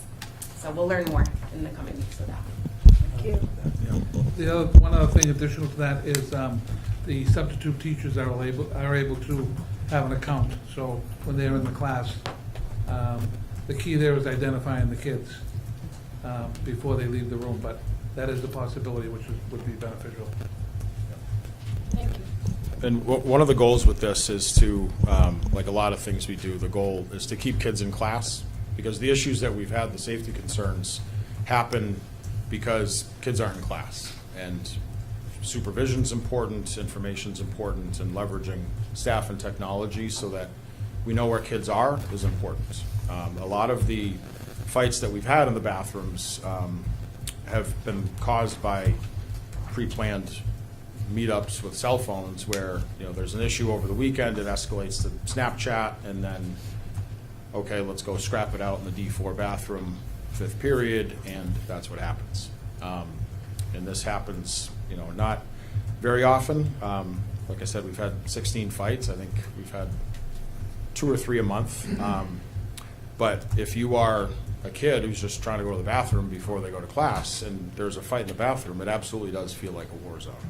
So it's something that we take very seriously and is really important to address. And we're going to, there are multiple ways of addressing this issue, and we're going to look at each and all of them. The other things on here I'd like to just touch on, I'm not copying Mr. Austin, but I am, based on the conversation I had with that student, and given what she had to say about students, for whatever reason, not being comfortable going forward, what ended up as a result of our conversation is weekly drop-in sessions Wednesday afternoon that she's going to facilitate. And it was basically just bring your friends and tell them it's okay to talk to me and let me know what's going on, because we need to hear this information. And I want to do the same thing with families, because it's clear that there are a lot of concerns, a lot of, whether they're rumors or substantiated issues, things that I need to know about and things that we need to know about. And so in order to go find that information and create an environment where people are comfortable saying, hey, this is going on, or hey, I've heard this, I think talking to students, talking to parents is really important. And instead of just waiting for kids or families to come to us and say, hey, this happened, I think going out and creating avenues where people can share that information is important. So that is the end. We have questions if anyone has any. Thank you. I really appreciate you pulling this together in a short period of time, since our meeting was just last week. And I just want to say that was a great presentation. And I appreciate all of your time coming tonight. Mr. Lipset. Thank you for the presentation. I sympathize and empathize, I think, with everyone across the board on this. In case there's anyone who ever watches our meetings who doesn't already know this, I'm a high school teacher as well. And so, I recognize a lot of commonalities. I think a lot of people who have spoken to us, including the student last week, did point out this is not simply a Woburn problem. We are seeing increased behavior issues, across the strait. That doesn't mean that it's not an important thing to address. It just means we need to understand it as part of a larger cultural moment. And so, in hearing the approach, first of all, I really appreciate the data that you're bringing to this, our ability to sort of, we hear different things, being able to see, okay, we have X number of fights, we have X number of incidents. That, I think, helps us contextualize what we're dealing with, what students are dealing with, what faculty and what administrators are dealing with at the high school on a daily basis. I'm curious, I have a couple questions. I know we have a long agenda tonight, but this is a very important topic, so I want to make sure I understand a few things here. Last year, we've been talking about some changes to advisory, restorative circles. I was wondering if you might be able to offer an update on how that's been going, on any changes to that. Yeah, Mr. Martin runs our advisory program. I'll let you. No, that's a great question. So what are moving towards is that what we've noticed with advisory is that a lot of the information that we want to push out during advisory, there's just not enough time built into advisory. There's only so much you can get accomplished in 20 minutes. And 5 minutes is getting to advisory. So by the time the students get settled, you have 15 minutes left. So if we want to run a circle that's tight, we can a lot of it's conversations. We can still have conversations. done surveys, student surveys during advisory. But other than that, just based on the time, there's just not much that we can get accomplished. So moving forward, I believe when we go to a rotating or a block schedule next year, in which advisory hopefully will be longer, and we can have them multiple times a day, then we can do more work in regards to what we really, the restorative conversations, things like that, or we can use it for extra help, or we can use it for intervention blocks, or we can use it for a litany of different things that the building currently needs. But our block schedule, what is the traditional schedule, just doesn't allow us the time to implement what we want to implement. If that answers the question. It does, thank you. You're welcome. I'm curious about how, we've had conversations about cell phone policy and potential changes there. I'm wondering how, I'm sure, I know students will have lots of opinions on this as well. I'm curious as to what impact you think cell phone policy changes might have on disciplinary issues, especially given the role of social media. Now, I know a lot of that happens outside of school, but thinking about the impact potential there. Yeah, no, it's a real issue, and our student representative was right. She doesn't check her email much. We did send out a student survey, so it's good info for me to have. Not alone in my experience. No. So we've had 640 responses. It may not be a surprise to anybody that a cell phone ban is not the most popular idea that's being floated out there. But the interesting, I think, flip side to that is there's a class where students writing persuasive essays and exploring different things, and there was a group of students that committed to going phone free for an entire day, and then they wrote about it. And the teacher emailed me and Mr. Ox and just gave some of those comments from students, and they thought it was a really positive, really powerful experience. So I don't know if the solution or the best approach for the cell phone thing is to get it away from kids and have them realize just how wonderful life is without being tethered to TikTok. I think getting there is going to be a challenge. And I can say that the parent survey that we went out, there were some really visceral reactions around safety, if they need to get a hold of their kids, how are they going to do that, if there's an issue in the community. And I think we live in a time where those things are unfortunate realities that people are aware of. And so there were safety concerns. So I think getting there is going to be a challenge, but I do think it's a fact that a lot of the issues that we see are driven by social media. And I think implementing some sort of action plan to eliminate that is challenging, but it's a worthwhile thing to do. Yeah, and we addressed it today. We talked to every class today and reiterated the cell phone policy, which is, teachers are at their discretion to enforce, because some teachers use phones instructionally. It ranges from grade level too. Ninth graders are tough to peel away. Juniors and seniors by that point are more well versed at navigating their own devices. So it's a range. Yeah, I mean, I think, regardless of where we land and the input that we hear on a cell phone policy, speaking as a classroom teacher, I know that, one of my least favorite things to do is spend my time policing cell phones in class, right? It's so the consistency between teaching staff and administration in terms of what the consequences are, what the follow-up is, what the procedure is, regardless of what the broad policy is really, really critical. So that there's communication on that, I think, is really important.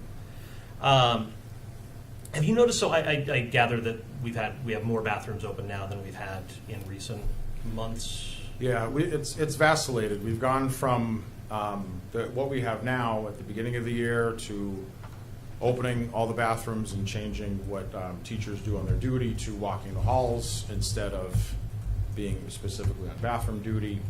So it's a balance of bathroom access and safety, really. And I don't think we have the exact perfect solution. I don't know if anyone does. If they do, I'm really interested in hearing it. But I think given the need for safety, we are opting towards supervision. And there are still plenty of bathrooms open, and there are 2 on each floor, and kids have access to them, and our main lobby and main office are open. But we need to really make sure that we have eyes on who's in and out and how many kids are in there, and that we're able to respond to things quicker. We covered that today during class meetings as well, to reiterate which bathrooms are open and kind of go through that new set of expectations. Great, thank you. Do students who might have particular medical needs or other issues have access, for example, to nurses' bathrooms or private bathrooms? Yeah. Okay, great. I'm also curious in terms of discussions with faculty and collaboration with faculty on how to improve, for example, hallway visibility, how some of the changes to administration policy filter into the classroom as well, and what some of the conversations you've had there have been. Yeah, so that's, I've been working with our teacher leadership team, and we set a priority of attendance. It's both school attendance and class attendance, which covers a whole range of different topics. I will say that our teachers are extremely busy and work extremely hard, and I can't imagine that it's anyone's favorite thing to do to ask kids where their passes are or make sure you sign into the bathroom, but they do it, and they do it well. And it's just a fact of where things are right now.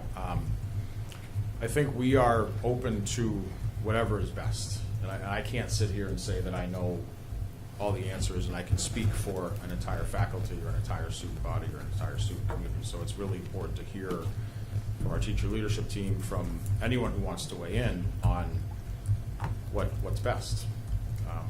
There are some teachers that really like walking duty. Some teachers that think it's dumb and they should be in front of bathrooms. And so there's a lot of opinions, and they're all very valid and very worthwhile. And then, just one last question. I'm curious about the in-school behavioral programming and what that looks like. Who is the staff who runs it? What are the programs that students wind up going through? Yeah, so this is very early stages.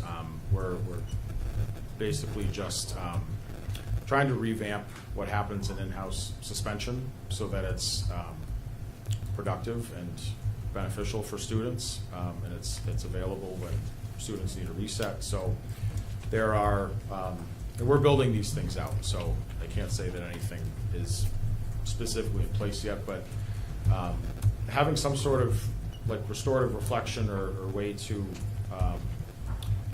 think about behavior, take accountability is really important with something like this. I think with school suspensions, the fear is that kids are going to go home and play video games, and it doesn't actually address the root of the problem. So the goal with this is to understand the function of the behavior and what's causing it, and get at that, and not just repeat, addressing the behavior over and over. Our counselors can push in there, provide services, and check in with kids, and it's just kind of a hub for whatever behavioral supports we can throw in there.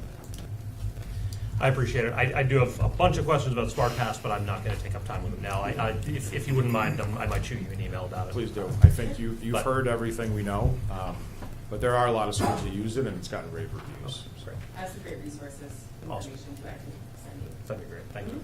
I just want to say I appreciate your willingness to come before us and have this dialogue and answer questions on it. I know it's a tough subject, but thank you. All right, thank you, Ms. Lipset. Mr. Austin? Thank you, Madam Chair. I just want to first and foremost say thank you to Dr. Crowley and these wonderful individuals ahead of me for coming forward and presenting. I think it's awesome. I really appreciate the urgency that you have given this. Each of these individuals I've talked to and had meaningful conversations over the, I would not even say last several months, but some even longer. And I love the fact that you guys are listening to students, but not just listening, but taking action. It's been said that a child shall lead them, and so I appreciate being willing to not see a child as insignificant, but significant, and to take heed to what they're saying and take actions toward it. So I want to share, and I want to say this. So Dr. Crowley and we've had conversations over the last several months in reference to issues in the school, and I've spoken to Principal Rassinen in the same manner. And the three of us, we've sat and we spoke, and we decided to come upon me coming to the school. So I'll reiterate this. I said it earlier. I came to the school on Friday because I wanted to build rapport and establish trust. And so when I got to the school on Friday, I really appreciated the visit. I was received with love from the custodians to the admin. It was students. Everybody was so kind. I got a chance to actually, me and Mr. G, we've talked on several occasions, and this guy is a fast walker. Not only that, he is known. The students know him. They don't just know him, they love him. He has specific daps, handshakes with different students. He's interacting with teachers. I see a lot of camaraderie, and it was very pleasant. I got a chance to actually do some rounds. We talked about walking. I don't know if it was prior to this, but I connected with Mr. Gilberti, and it's another fast walker. He was walking the hall, down this hall. Mind you, the halls are not, they're pretty long, and I was like, okay, dude, I'm not walking any further. But it was peaceful. The whole day was peaceful. It wasn't, I did not say, again, I wasn't there to look for issues. That wasn't my initiation. I wasn't there.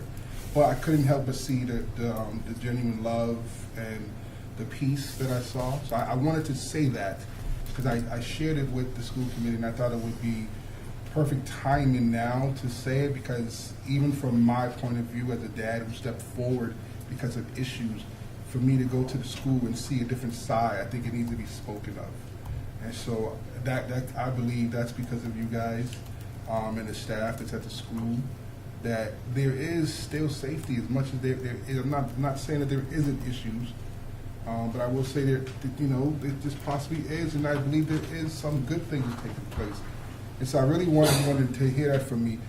I also want to say this, is that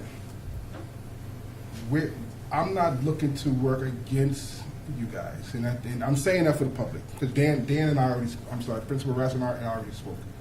We together talked about what's a good day to come to the school. We talked about timing. We talked about location. We strategized for a good amount of time, just picking each other's brain and just establishing a relationship while doing so. And so this is not me trying to catch anybody. I don't know why I feel like I'm saying that, but I feel like I should. This is not me trying to catch. As Principal Raskin has said before, there's a loss in translation. Sometimes students don't feel, and so maybe they're willing to come, which they have over the years. A lot of students have come to me. I used to coach a lot of kids in basketball. Principal Ed would tell you I used to be a baseball coach, so I know a lot of these students. They're now bigger than me, and so a lot of them feel comfortable coming to me. Of course, I don't work for the school, so it's a different relation.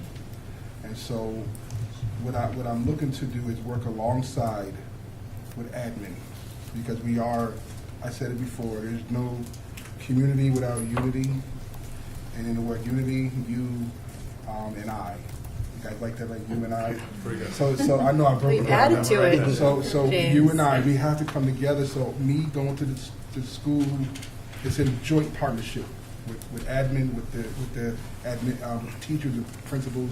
Me talking to these students is also a joint venture, because what they are willing to share, whether it's concerns, suggestions, or triumphs, I want to share. Obviously with their permission. I'm very transparent with the young people, because if they're willing to tell me, and not you guys, and if I'm able to give it to you guys can act upon it. Dude, I say it's a beautiful thing. And so I just wanted to talk about, just shine on you guys, because I saw firsthand the amazing work that's being done at the school. I saw it, I experienced it, I felt it. And it's one thing to hear all the negativity, and of course it becomes your bias as far as what is taking place. But firsthand experience was way different.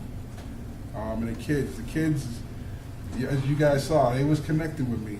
And I've told you, Principal Raskin, that I plan, not this week, but future weeks, I plan to continue to come, as long as you guys have me. Obviously, I ask permission from both parties. I don't just show up to the school. I let Dr. Crowley know, I let Principal Raskin know that this is my intention. I'm very transparent. I like to be very real. I'm very open about what my actions are. And so, I wrote something down. I just wanted to, we talked about the cell phone thing. My son said he completed it during advisory. And he does not complete many, if not anything. He never sees emails. So with a young, I'm not saying she was like young people say capping, in other words, lying. I know we laugh. But I'm like, he did it. So I completed my own on my behalf, and I forwarded it around. So that's what I wanted to say. To commend you guys. You guys are awesome. I'm a big fan of each of you guys. I know it's tough to work in a high school, but you guys, I was there for walking. I was tired when I went home. I did work at a high school, but I sat most of the day. So those of you that are walking, there is a lot. And so you guys do an awesome job. I have no questions for you guys. And I'll be seeing you guys soon.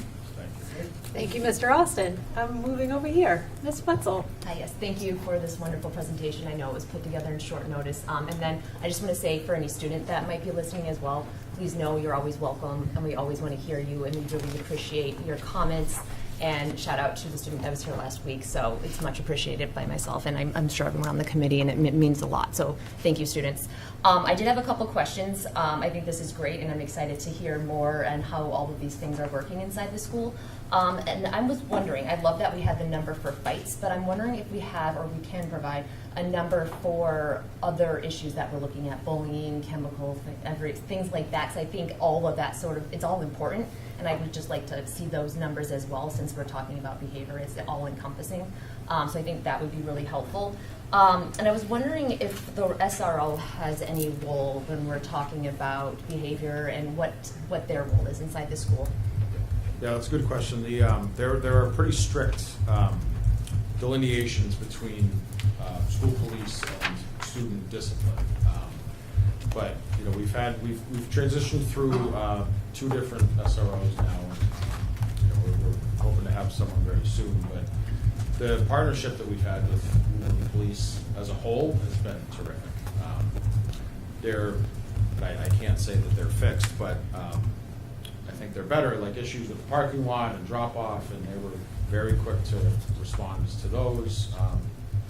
And we've had someone come, Sergeant Hunt, and just walk the building and just keep an eye on things. And I think that's a huge role, is just presence and relationship building. It's not their job to tell kids to go to class. If they do it, I'm not going to tattle on them, but it's okay. But the partnership is really important, and the responsiveness and the way that they treat students and adults and work with them is important. But there are pretty clear stipulations on the role of specifically an SRO in school when it comes to student discipline. Got it. But it's probably helpful to have them there too, in terms of just visibility, like you were talking about with the hallways. I assume students are a little better behaved when they see the SRO coming down the hall. Yeah. So it plays an important role in that as well. And then I had questions around, Mr. Lipset touched on it a little bit, but training that staff might be receiving in terms of what they can be doing better for either reporting or training that they can do just in general, I guess, around some of these issues that we talked about. Yeah, it's so we've just started this year. It's called collaborative problem solving. I think I would call it a cousin of restorative justice, but the goal is around conflict resolution, problem solving, relationship building between students, between teachers and students, between adults, because what everybody does every day is really stressful, and people are very busy and do a remarkable job in their classrooms. So rolling this out is a long process. Arlington High School has gone fully adoptive of collaborative problem solving, but that as a framework to really move forward the idea that all kids will do well if they can, and if they're not doing well, then we need to find out why, because that's when behavior should start.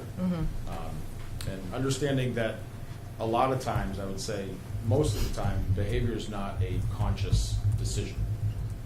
Kids don't wake up in the morning and brush their teeth and say, all right, today I'm going to skip 4 classes and swear at my teacher. Those things happen anyway. And it's our responsibility to respond and address it, but also understand why it's happening so that we can prevent it, so that students can go back to being successful. So that's one of the biggest things that we're looking at doing is I think K-8 use responsive classrooms. This is kind of the high school next step of that. Got it. And it kind of goes hand in hand too with some up and coming, like you said, expanded behavioral, social, emotional support for students. And is that going to be ran by current staff members, or how are we? What's the thought process for that? I love that idea. By the way, I think it's fantastic. Yeah, that's the idea. We have a terrific staff. Yep. And well versed in a lot of different things. And there are, just thinking about classroom teachers, there is a lot on their plate. It'd be nice if every kid in the building came in ready to learn and achieve, but that's not the case. So it takes a lot sometimes, even as a classroom teacher, to get to your content. And so whatever resources and supports that we can provide so that teaching becomes easier are things that we're going to look into. So we don't have a staffing model yet. It's very early stages, but we're considering a lot of different things. I think it's great. I can't wait to hear more about it.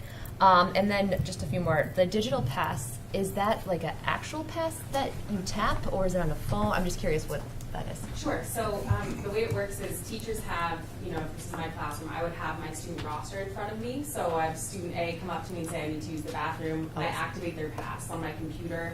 It's also phone-based for teachers. So I know that, as a teacher, I had a timer on my phone. I had multiple ways that I would use my phone. So you can either use your phone interface as a teacher or your computer.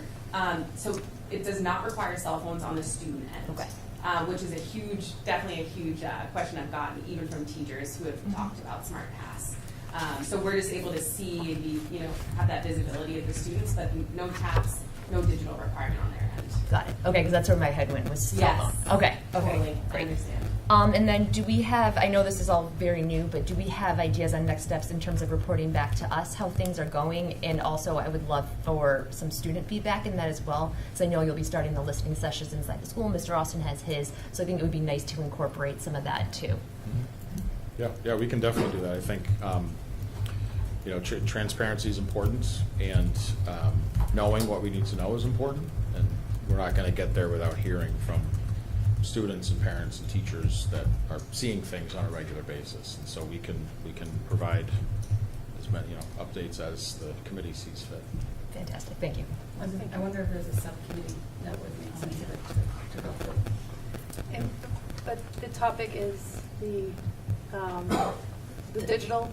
No, like like updates. them coming back to ongoing updates. Yeah. on Which what's I think they happening. can come back full. I'm just wondering if there's a. I'd be happy to offer curriculum as a forum for that unless Yes. committee believes in another place would be that. It's easy to have a place where the updates are coming more regularly. Yeah. Thank you, Ms. Young. That's a great idea. So that will be referred to curriculum, to ongoing updates. Thank you. Vice Chair Chisholm. Okay, I'm not going to be such a marshmallow, but anyway, people say it's not a Woburn thing, and these fights are happening in every school, and they happened when I went to school, when the class sizes were over 700. My job, and this committee's job, is Woburn Memorial High School. We got to get a handle on that high school. I mean, it's taken a beating in the press, it's taken a beating on social media, and it's not good because we need everybody on board to support our schools. So we need to really shake it up, get accountability from everybody, from the top down. We have to have accountability. I mean, you talked about kids being protected, and through discipline and their names, but every kid in that school needs to be protected, and they need to feel that they go to school and they are protected, their voices are heard, that there's follow-up when there's discipline actions. They don't need to know that Johnny was called and his mother came, but they need to know that you took part in what happened. And I'm glad that Mr. Martin talked about you guys being out in the hallways. That's awesome. Sad that it took this long, but great that they're out there. But Dan, I want to see you out there too. The kids need to see you. They need to hear your voice. Get on that intercom, talk to the kids. Hockey games tonight, get on there tomorrow morning and say congratulations, hopefully, that everything worked out well. They need to know who's leading that school. And I think it's just crazy that it's not. And the SRO officer, do you know when that's coming back? I think the class is first week of April, so it should be right after that. Okay, because and where was that, his office or her office going to be located? They usually camp out in the main office, so they're available and accessible. But do they have an office Yeah, there they that do. they could? Okay, all right. So I just want to make sure that that the kids know that too. Because we had an SRO office the kids felt very comfortable going to and had a good rapport, and we want that back at the school. And we want a communication with administrators to the SRO officers, and so they know that you have their back too. So when they ask for something, it's going to be follow-up with that. I just want to make sure that when the things are investigated, there's a resolution and the kids know it was taken care of. Again, not like to the point, but that somebody gets back to them and says, you know what, this kid was catcalling you going down the hallway like she talked about last week.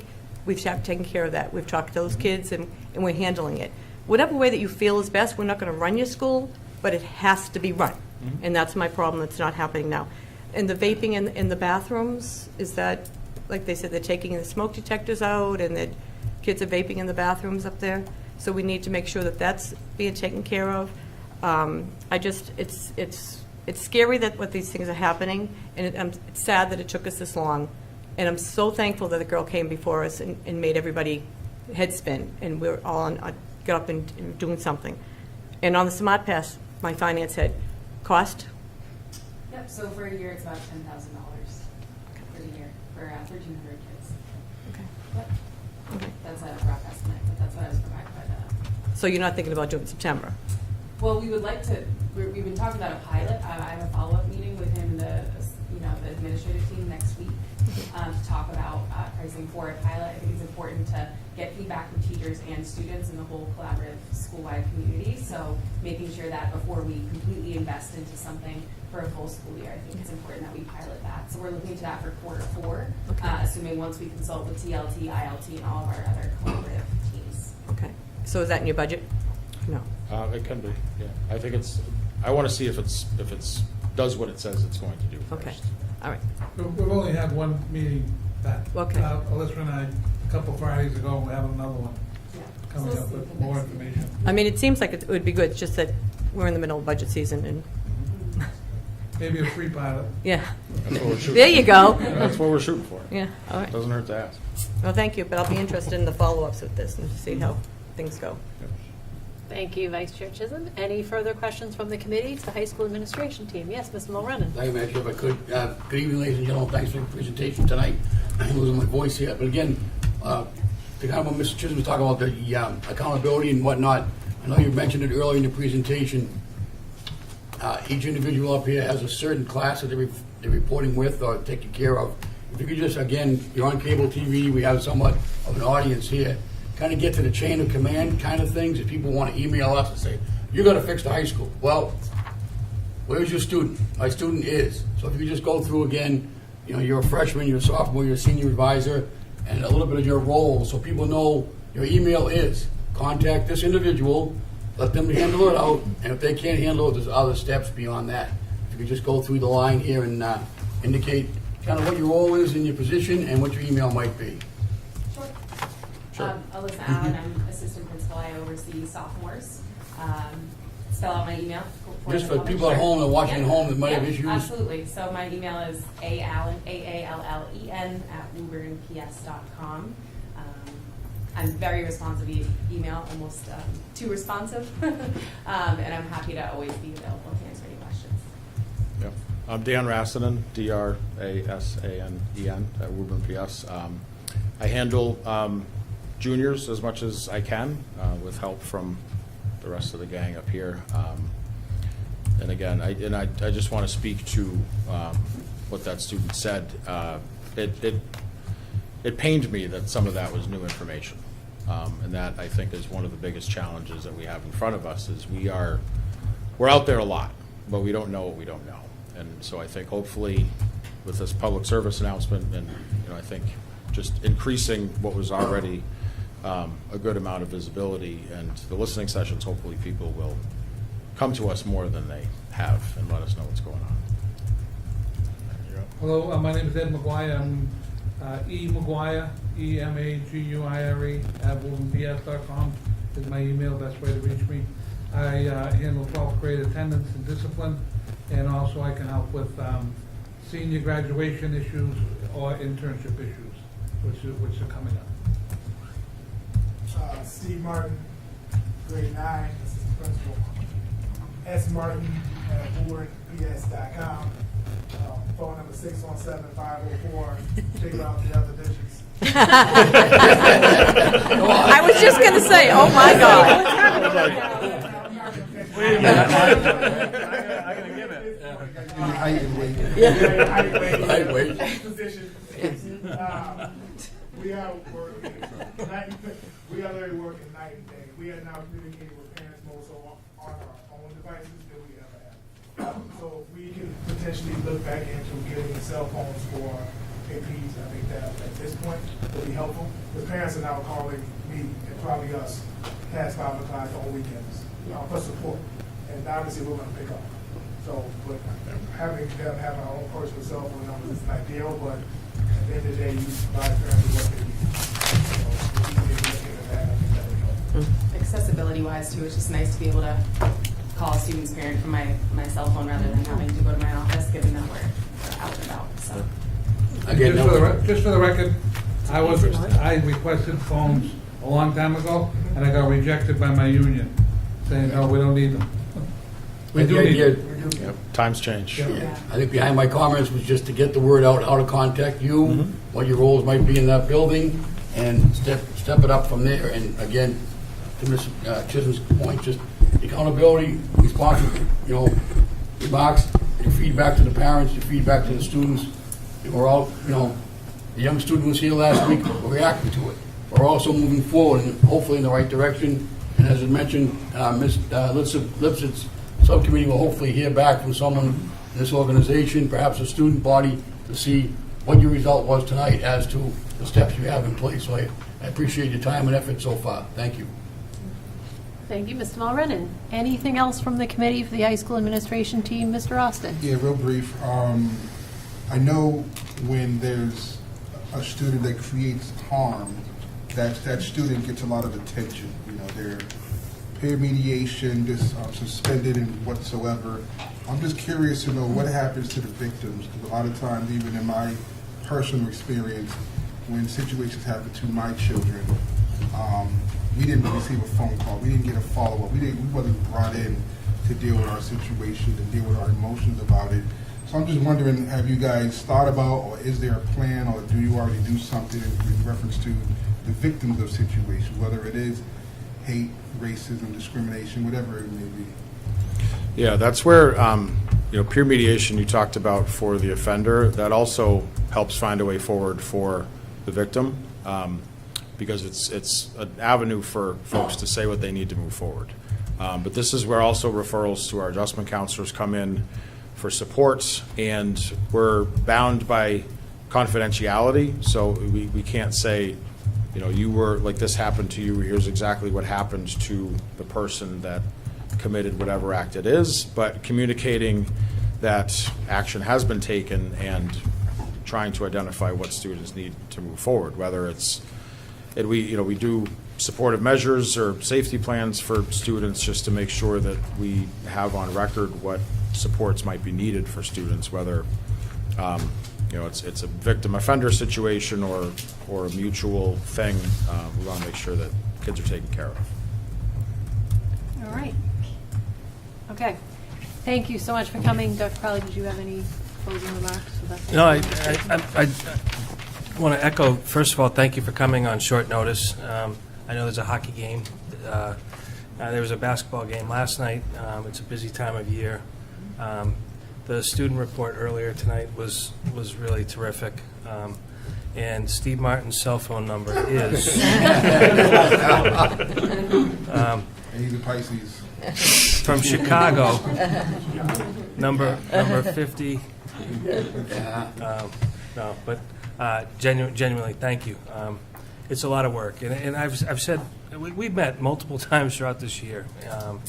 I feel like my job is to support them with you. So the committee's been supportive this year, but the expectations are high, and we need to meet them. So I think that's the challenge in front of us, and I think we could do it. Thank you, Dr. Crowley. So, Okay. thank you. I really appreciate your time and for coming before the school committee. Thanks for having Thank us. you. Of course.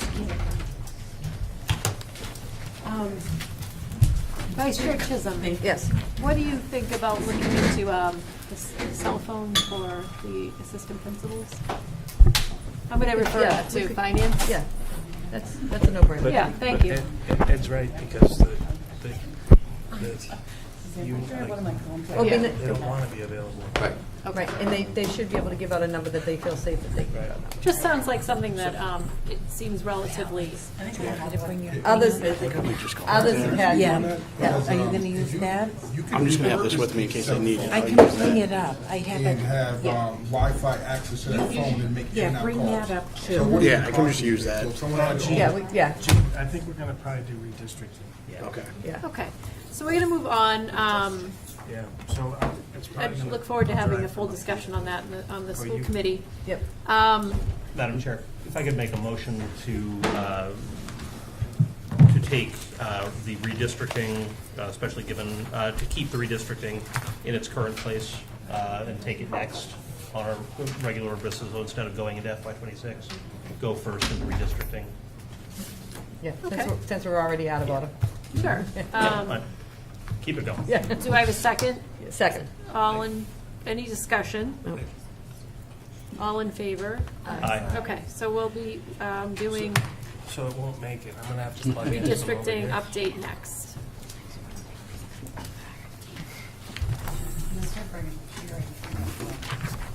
Do we need a brief recess? Does anyone need a brief recess? We'll have a brief recess. Aye. All right.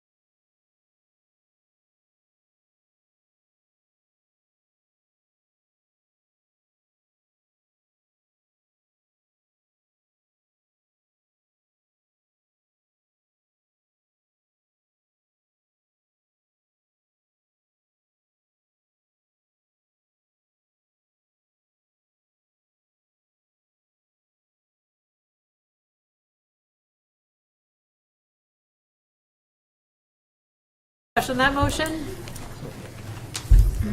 All in favor? Aye. Okay, we're back in public session. We took a brief recess because it is 9:03 p.m. But we're moving on to the agenda item of redistricting update. Andrew and Jesse Wetzel, Advisory Committee, and other relevant documents. So I will pass it over to Dr. Crowley. So I think we'll probably tag team some of this between Mr. Lipset, Ms. Wetzel, Ms. Young, Ms. Ryan, and whoever else wants to here. But anyway, no, we had an advisory meeting yesterday, and so one of the things that we'll come to almost immediately is maps that were drawn, but even before that, one of the things that was asked of the advisory committee was this. A QR code, we'll post this on our website tomorrow with the link as well. But if you scan this, you can plug in your address and find out which of the components you currently reside in. And so this was a request made last week. Again, so it happened in real time. We will post all of this to the website. I'll pause if anyone needs to scan the QR code. Doesn't seem like anyone is, so I'm going to move. And just a quick point of clarification on that. This is available on the shared folder that is attached to our agenda. So if folks are watching at home and they can't quite get their cell phones to work on that, open up our agenda on the city website or on our website. You'll find a link to a shared folder. Go to the March 5th meeting and you'll find this presentation in there. Thank you. And also on that note too, it's been asked for printable maps as well. So we are also working on a way to make that happen. So stay tuned.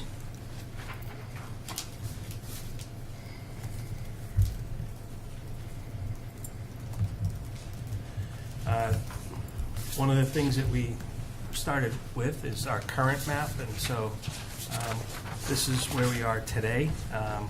All of the little dots that everyone here knows represent students. They're geocoded where they live and where they currently go to school. I've said this before, but you can look at the blue section on the map towards the bottom. You'll notice that there's not many dots. That's Horn Pond. So there's different parts of the city where no students really live. I don't know that there's going to be many students that live at Horn Pond. However, in North Woburn on Commerce Way, the purple map north of up here, there's not many students that live there now.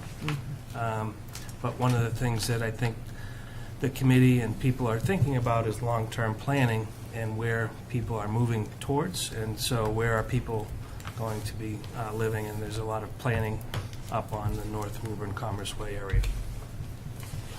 One of the changes that was made from previous maps to this map was how capacity is being looked at.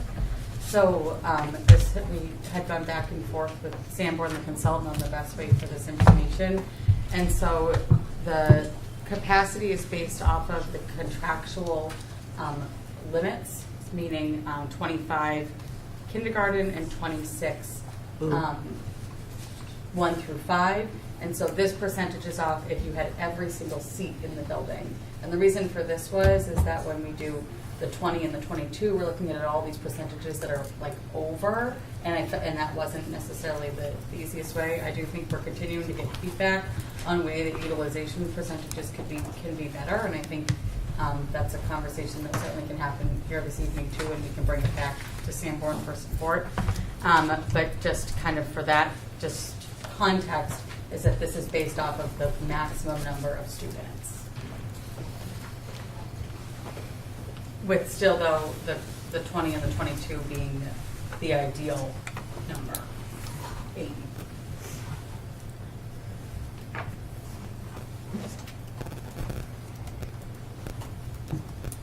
I should note, I think, down at the bottom of these slides tells you where some of the programs exist. So, for example, the pre-K right now is at the Reeves and the Shamrock. The SOAR is at the Alta Vista. The GAIN is at the Goodyear.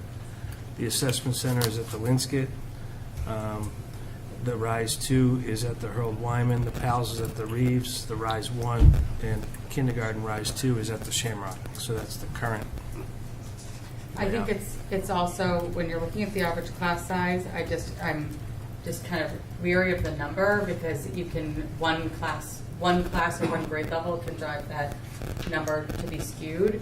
And so I think it's important to look at each kind of individual grade level separately, because it may not, that maybe one grade level or pocket that's driving the number one way or the other.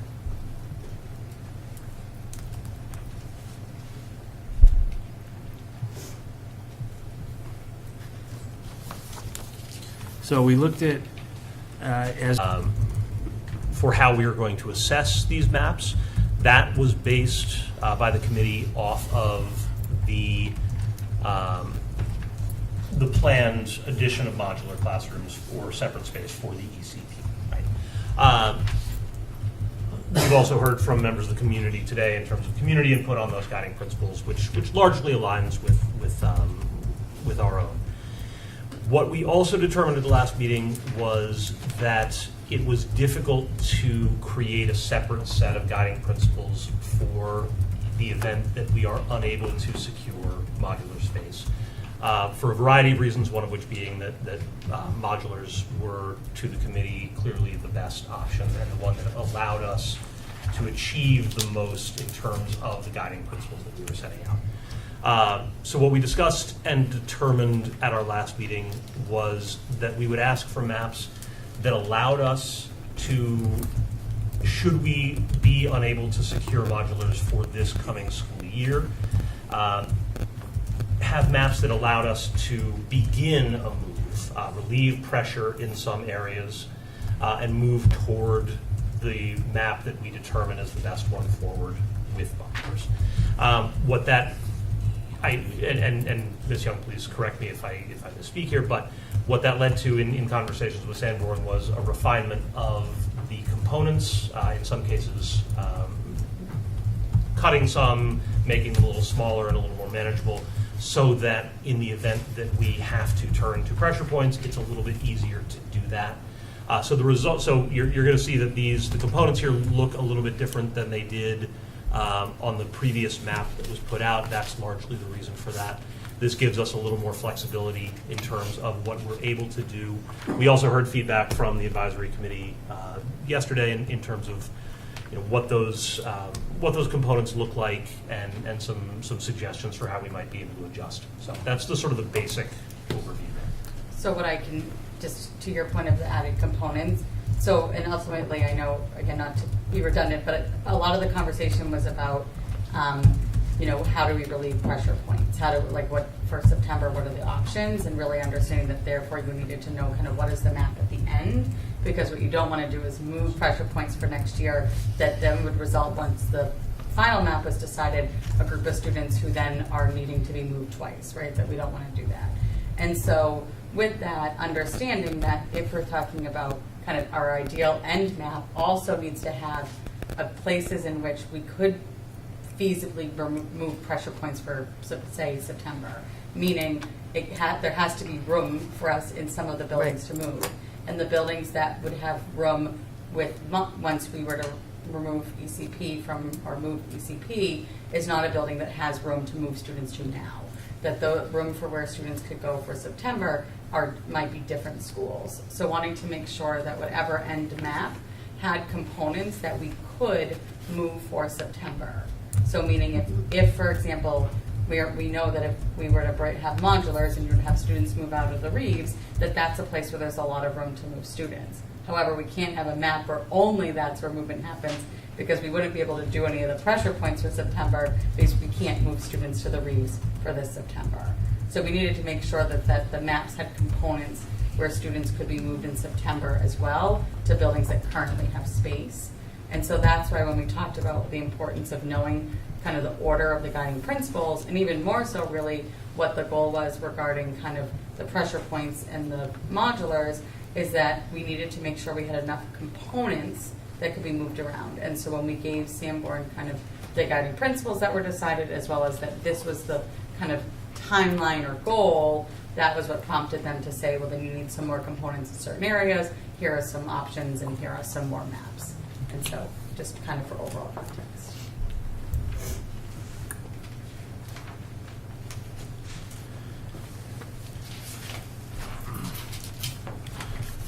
So, again, Ms. Wetzel, Mr. Lipset, feel free to weigh in. Yesterday, this was one of the options that we looked at. Option 2 was pre-K and modulars and Rise 2 to the Reeves. And again, what Ms. Young just alluded to, if modulars are the option, there are 9 pre-K classrooms at the Reeves, so space becomes available at the Reeves, and so that's how this option was looked at. And I'm going to pull it up and then pause for additional commentary. And understand that really the ultimate goal and what we recognize out of space is that really what's important is understanding the ability to be able to have bubble rooms in as many of our buildings as possible. Because even you can see that for how this would look in terms of the number of classrooms that would be needed are not set at the 18 and the 12 and numbers, but that by kind of this distribution allows for the ability for there to be bubbles in all of our buildings, which in some of these buildings there would be. Ms. Young, it might be beneficial to just explain what you mean by bubbles. Sure. So ultimately, if you have six grade levels, so you have 6 grade levels. So you're going to have, if you have 6 classrooms, you have K-5, you have 1 of each grade level. If you have 12, then you have 2 of each grade level, and then you go to 18 and you go to 24. It's very difficult to build a building and say we want 14 classrooms, right? But we recognize that when you say there's going to be 12, there's very much going to be years in which you have 14. Or when you say that there's going to be 18, there might be a year you have 19. Or there might be a year that you have 17. And one of the things that's very difficult with the lines and kind of the growth and kind of how the buildings right now are distributed is that we have buildings that if you have a bubble, we do not have a place for the bubbles to go. And so that's what makes it very difficult with kind of the fluctuating populations in our buildings, is that it's difficult for us to kind of respond to the varying needs, because ultimately there are grade levels that are just going to are subgroups of students that are going to be bigger than other groups. And I certainly think that part of this goal is to do a better job of that distribution, but ultimately you can't decide how many second graders live on a certain street. And so the goal of a good distribution would be the availability in each of our buildings to be composed of the right number of general education classrooms, that the program size that fits with it, because that's a big part of it, is that our special education sub-separate programs all require a different number of classrooms, and so that counts differently in kind of where things go. But that the flexibility is there for bubbles to exist in all of our schools. And to clarify, this is not an unlikely event. We have bubbles on a regular basis. We have bubbles in multiple schools. This is a fact of life. Yes. Mm-hmm. I think that the other piece of that is that when, the other component that goes with that we've discussed is that once there's kind of finalized new lines, is also Sanborn can help and develop what you would call like gray areas, which is another way to respond to the fluctuating numbers and population. But again, that would be part of what I would be kind of the next phase of once maps are determined, is discussing where those gray areas are. Meaning, it's an area that borders some of our schools in which we could be assigning students to their school assignment policy, assigning some students to their home school, to different options based off of where they are. And I think that all of those things are certainly part of kind of the end goal of the map, in terms of if our goal is, what I would hope is for like a longevity of a map, is to be including as many of these systems we can in place so that we can be responding to growth more readily. Ms. Young, Dr. Crowley, Andrew, and Jesse, can you take a question from Ms. Cormier? Question, if that's okay. Go ahead. It's just about the bottom note here. It says ECP to modulars, store stays in Alta Vista, gain stays good. Yeah. And then it says assessment center stays in Harold Wyman and Linscott. I assume that's a typo. So that what these maps had is and again, I don't know if you want to speak this right, was long, again, this is long-term planning, that there is potential for assessment centers to have to open in other buildings. And so as programs are leaving certain buildings, there's long-term planning of where the assessment center an additional assessment center could be placed down the road. There's an ongoing demand for spots in the assessment center. And so at some point we needed to consider opening a second one. And so we were just long-term. Mapping, that could be. And then Rise 2 here, does that refer to the kindergarten Rise 2 at the Shamrock and the Harold Wyman? It is all Rise 2. So the Shamrock one would move in addition to the Harold Wyman one? In this map, yes. In that map, yes. Okay, thank you. You're welcome, Ms. Cormier.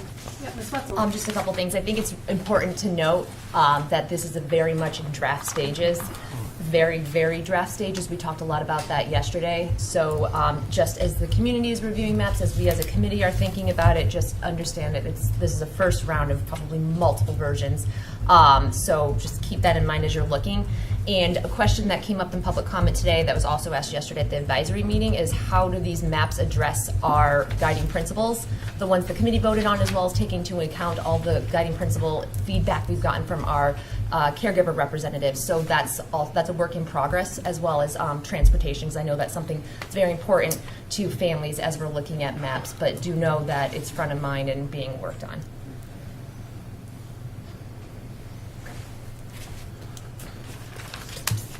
So this is the same. I'm sorry, Dr. Crowley. Vice Chair Chisholm, did you have a question about option? I have a question statement or whatever. I mean, it's March. Sure. And we're saying we're having several other maps coming forward. So when are we going to get something that we're going to be serious about voting on, so that we know what direction we're going to? It's March. We have a budget that we have to do. I don't know if in this budget busing is going to be increasing, if we're moving kids across town. I mean, these are all things that we need ASAP. Are we going to wait till we find out if we get modulars before we're doing something like this? Or is this, we pick a map and we can do it with or without the modulars? So I just don't want to be spending a lot of time and having people getting all angst over stuff to find out, oh, we threw those 5 out, we're starting all over again. Now it's April and it's May. And I think it's important to answer the question, right?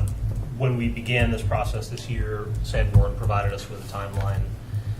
We are on that timeline. That includes, part of this process is putting together draft maps. But it didn't include modulars when they gave us a timeline. No, but so I mean that's the big egg in the room right now. I mean, if we're going to wait for that. And that's sort of the purpose of how we approached our decision on guiding principles last time, right? Is that we would create maps that were based off of what we believe to be the optimal solution, which is modular classrooms. We would also have those maps created in such a way that we had an option to relieve pressure points while moving towards that goal, even if we're not able to achieve it next year. So the maps that we're looking at, we're not going to necessarily throw them out wholesale if we are unable to get modulars. We are planning for that within the maps. Okay. And that this process does include a large amount of public input. Part of that is through the advisory committee, part of it is through parent feedback, part of it will be, as we move through the process, full public hearings that were, or not hearings, but public forums that will allow the public to look at the maps, to ask questions of Sanborn representatives, to ask questions of us, to sort of comb through the data. All of these things are on the process that Sanborn lined out. We are aligned to that process right now. So, I realize it's March. At this time last year, I don't even think we'd sent data to our consultant. Right? So I understand that it is later in the year than perhaps would be ideal, but we are well ahead of where we were last year, and we are along the timeline that was laid out by Sanborn. And I think what you'll hear, Vice Chair Chisholm, is that the Parent Advisory Committee did kind of dispose of some options and reacted negatively to certain options. So if we could get through the presentation, we could learn that, unless Ms. Wetzel wanted to add anything?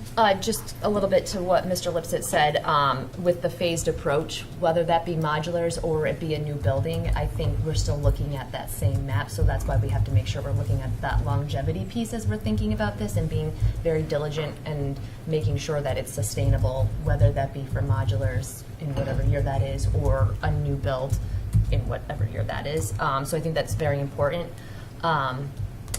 Thought I had something else, but I'm good. Okay. So, can keep going, Dr. Crowley. So this is the same preschool and modulars in Rise 2 to the Reeves, but it's a slightly different scenario. Because I think that the understanding that we had, right, because we talked about looking at an end map and then being able to look at the ways you can phase. But the ways that you can phase is just knowing what are the components that are moving on the end. And once the map is decided, then the Sanborn will say, okay, so then these are the ones that would make sense to move for next year, not the whole map. These are the ones that you could move that would be moving towards the end. Is that by component? I'm sorry if it's helpful for context.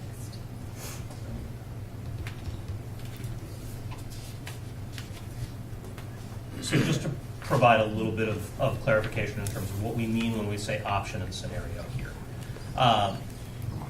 The option refers, and Ms. Young, Ms. Ryan, you can add in terms of why this is the most important piece in terms of looking at different options, but the placement of Rise 2 is what is determining our different options here.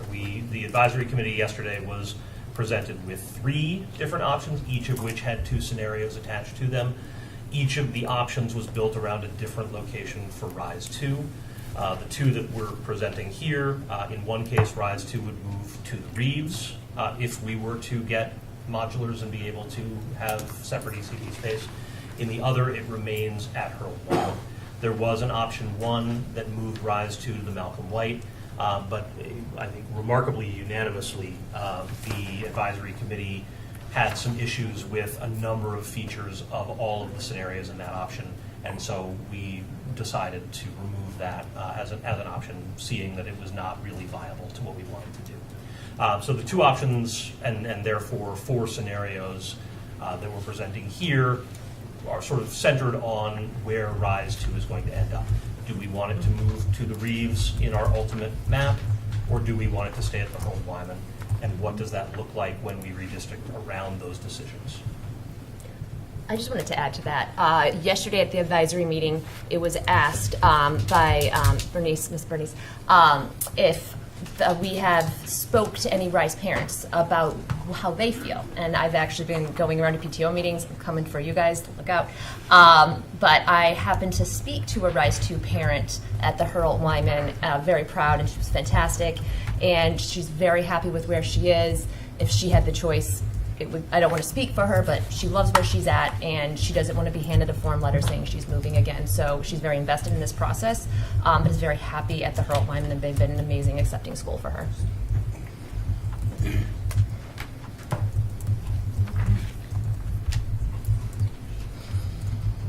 So as we looked through these options in advisory committee, the conversations centered around the guiding principles. We looked at how these different scenarios reflected, for example, equity and class size. There was some variation. I recall that there was actually more. One of the things that we looked at for option 1 was that there was actually more class size variation in that, and that didn't meet with our guiding principles. We also looked, for example, at demographic equity, which maps reflected that the best, which maps did the best and most equitable job of trying to provide the most resources for students who need them at all of our elementary schools. And so those were some of the discussions that we had. We also looked certainly at well, does it make sense to have this component here and not here? Thinking about, for example, long-term school building potential and what implications this might have for that. It was, I think, a wide-ranging, really collaborative discussion. I was really happy with the input from everyone on the advisory committee. I thought it was, we really got at a lot of the major issues and made some good decisions. Can I just add, with respect to RISE 2, if we did end up in a situation where that program was moving, we would do our very best to work with the students that are currently in the building to finish in the building to the extent possible. Minimizing movement for students in programs is very important, and we recognize that. I agree with, I think that's wonderful, and it's one of our guiding principles as well.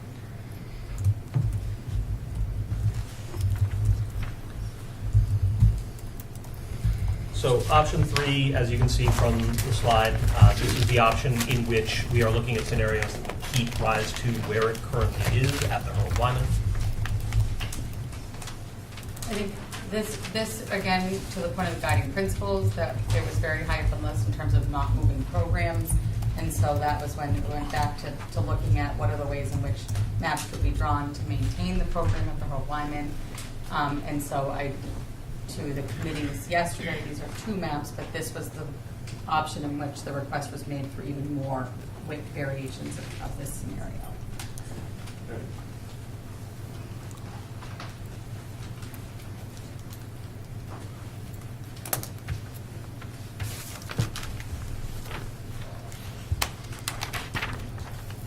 If members have any questions about particular maps or particular items, we can try to address those. Otherwise, we'll take a look at our last scenario. My impression is that the committee is absorbing the massive amounts of information all sort of at once in live time. So I think it's just important to just go through all of them and then maybe see if there's questions, clarifying questions. And I think to Ms. Young's comment just before, yesterday, this was the preferred option at the advisory yesterday. And so while it says option 3, scenario 2, there very well could be option 3, scenario 2, 3, 4, 5. Like they can build out different scenarios once you land on a map that you're comfortable with working from. And there were already suggestions in which we provided feedback to be looking at certain components that could be added back in and what that would look like for numbers and different variations for the group to look at. I think one piece of that conversation included looking at viability of building options. If we are, for example, looking at a North Woburn Elementary School, do we want to make sure that our elementary schools there have a slightly larger population so that we might be able to gain more space in a building project, especially knowing what's coming down the pike? It is, and it has been pointed out to us in correspondence as well, that Linscott numbers actually decline a little bit in these current maps, and that, so one thing that we might consider as a committee is asking Sanborn to take a look at maps that might sort of revise that a little bit as well. So. I would just, the piece of the long term of it is, part of this that's hard is that so much of it's based off the ability for you to go to the point of the bubbles. And so some of this happens because there are some buildings that based off of kind of the number of general education classes can handle more bubbles than others. And so it's going to, when you're drawing lines, it's going to reflect it that way. And certainly, have them draw. But there are buildings that are more difficult to, if you end up with 2 extra classrooms, we'd be right back where we are, where we'd be taking away all of the flex spaces again. And our goal is to not create buildings where that could happen very easily. And so I think it's hard because it's like the competing factors, and some of those factors, it's really like, what do we want more? Right. Okay. Okay. That's helpful.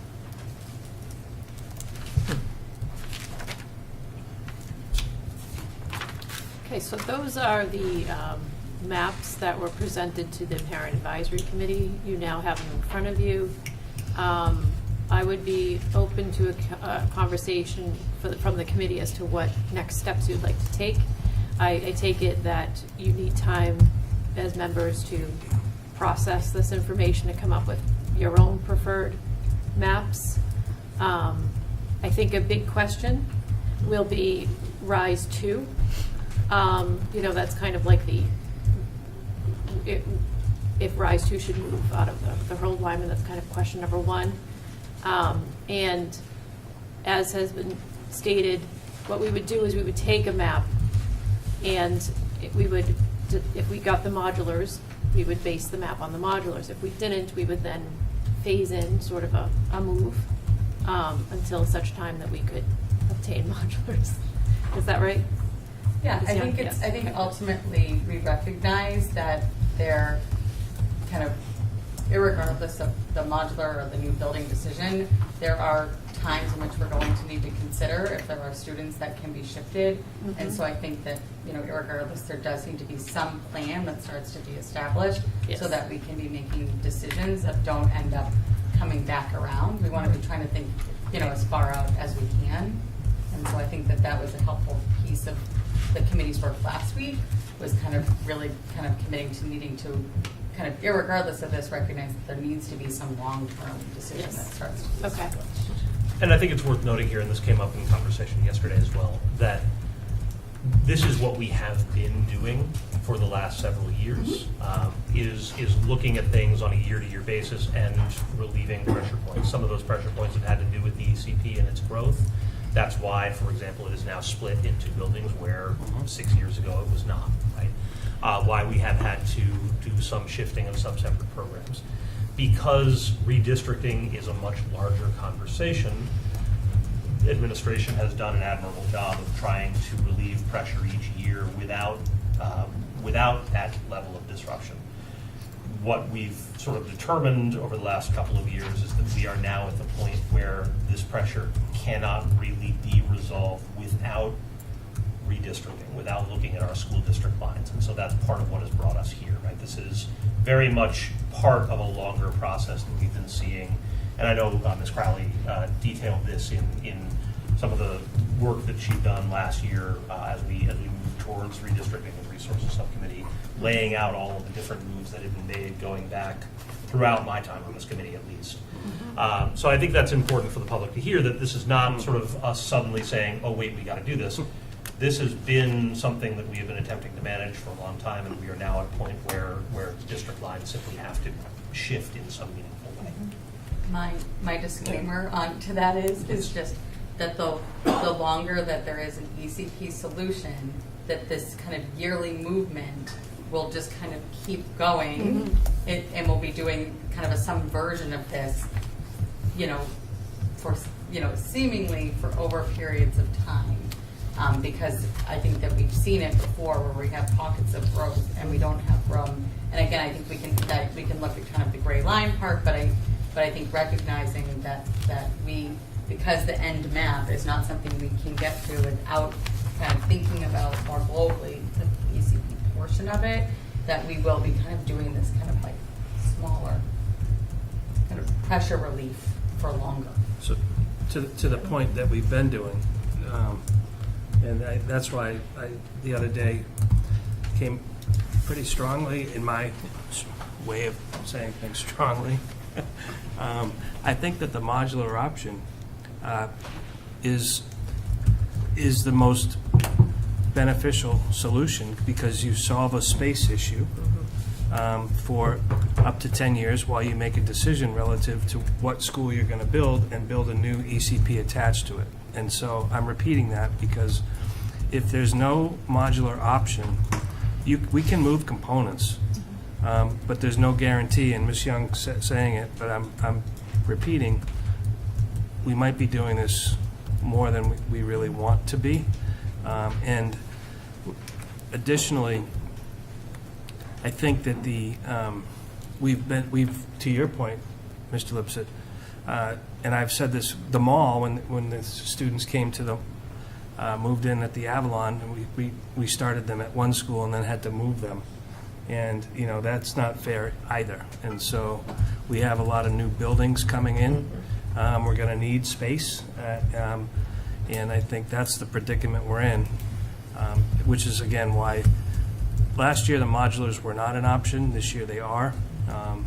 And I think it does provide the city time to figure out where and what they want to build. Going back to the feasibility study from Danisco Design a couple years ago, there was a quote, which is probably old at this point, but to build an ECP off the back of the Reeves, and that was $30 million. And so, there's an expense attached to not doing things, both financial but also disruptive to families. So I just wanted to kind of reiterate what I had said previously. Thank you. So I know this is lots of information, so I'm interested to hear what the committee would like to do next. I assume that you'd like this for a next agenda item for more discussion, or tease out, look at the maps, talk to your constituency, search your soul on the maps, and then maybe we'll have a meeting where you can address your questions to the administration and come up with a preferred map. We do have a little bit of a time crunch. I'll also tell you for your own deliberation on this conceptual idea that we are going to the City Council on March 18th. President Dillon has graciously invited me to present to the City Council on your behalf on the modular, but also an update on our space capacity issues. So if there's no action, we'll just continue to put this on the agenda. Yes, Ms. Wetzel. I think one thing we do need to talk pretty seriously about, and the maps aren't in here, but is the middle school. What we didn't talk about the middle school at the advisory meeting yesterday for a variety of reasons, but I do think it's important that we talk about it here today. Sure. Because we haven't really, and we've heard it in public comment, talked much about the middle school despite seeing the lines move. So I think a conversation is needed around that.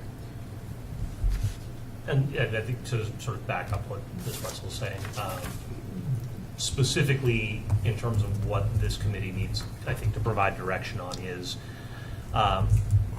do we want to tie middle school redistricting directly and immediately to elementary school redistricting? What is our prioritization on things like our willingness to have a middle school that's or an elementary school that splits assignments? Right now, we have 3 schools that split assignments. That has been a stated goal of the committee in the past to avoid that. The middle school maps that have been attached to these don't have that, but some of them also present things. I think one of our public commenters made reference to earlier about middle school lines that ran, where a Kennedy student could see the Joyce from their front porch and vice versa. So thinking about whether or not we are committed to keeping each elementary school 100% assigned to a particular middle school, whether or not we want to think about timelines for middle school differently than timelines for elementary school, and exactly how that might work.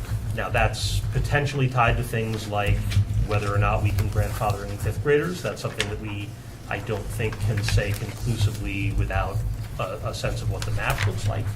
But certainly the committee could offer, I don't want to say guiding principles again, but We would.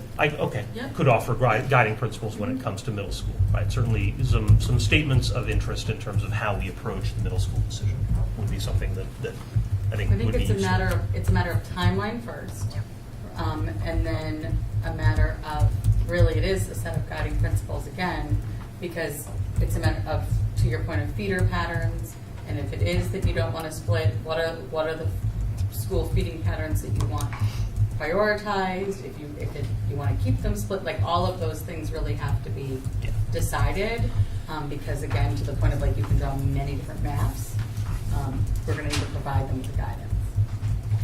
Ms. Wetzel. I would say, given that we haven't talked much about middle schools as of yet, I would recommend that, well, I'll make a motion that we wait to talk about the middle schools until we have a better understanding what our elementary map is going to be, because I also think that affects middle schools. Okay. I have a motion to consider middle school after perhaps a map is chosen, Ms. Wetzel? Is that- Yeah, since after a map is chosen. Do I have a second? I'll second, especially for the point of discussion. Okay. Did you want to say something? Yeah, so on the motion, I'm just sort of looking for a clarification on the motion. So if we do that, right, so if we look at an elementary school map and determine one and then move on to middle school, it seems to me that in terms of our timeline, we would then be talking about a phased middle school redistrict. So if we're waiting until we've chosen an elementary school, we cannot then start talking about a middle school for September.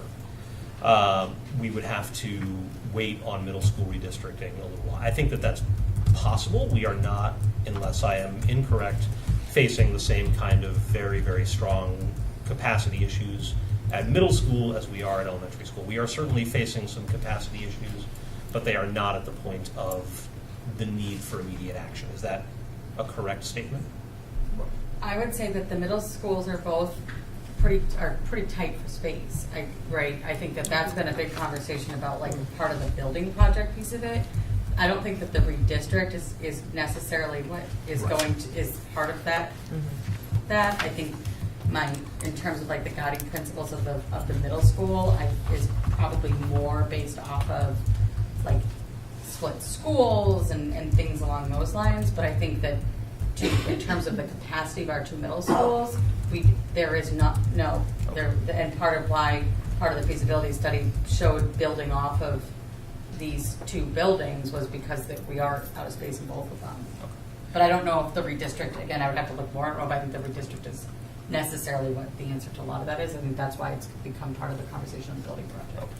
Yeah, I mean, my question is really just to make sure that should we decide to... It's not going to change. Yeah, exactly. I mean, can we afford to wait a little bit longer on middle school than we can on elementary school to afford us time to get a better sense of community needs, get a better sense of committee input, just determine things like school assignments based on elementary school and things like that. That was so I appreciate the clarification. Thank you. Just want to make sure we weren't saying there was like tons of room. Yeah, no, of course, yes, which there clearly is not. But no. Right.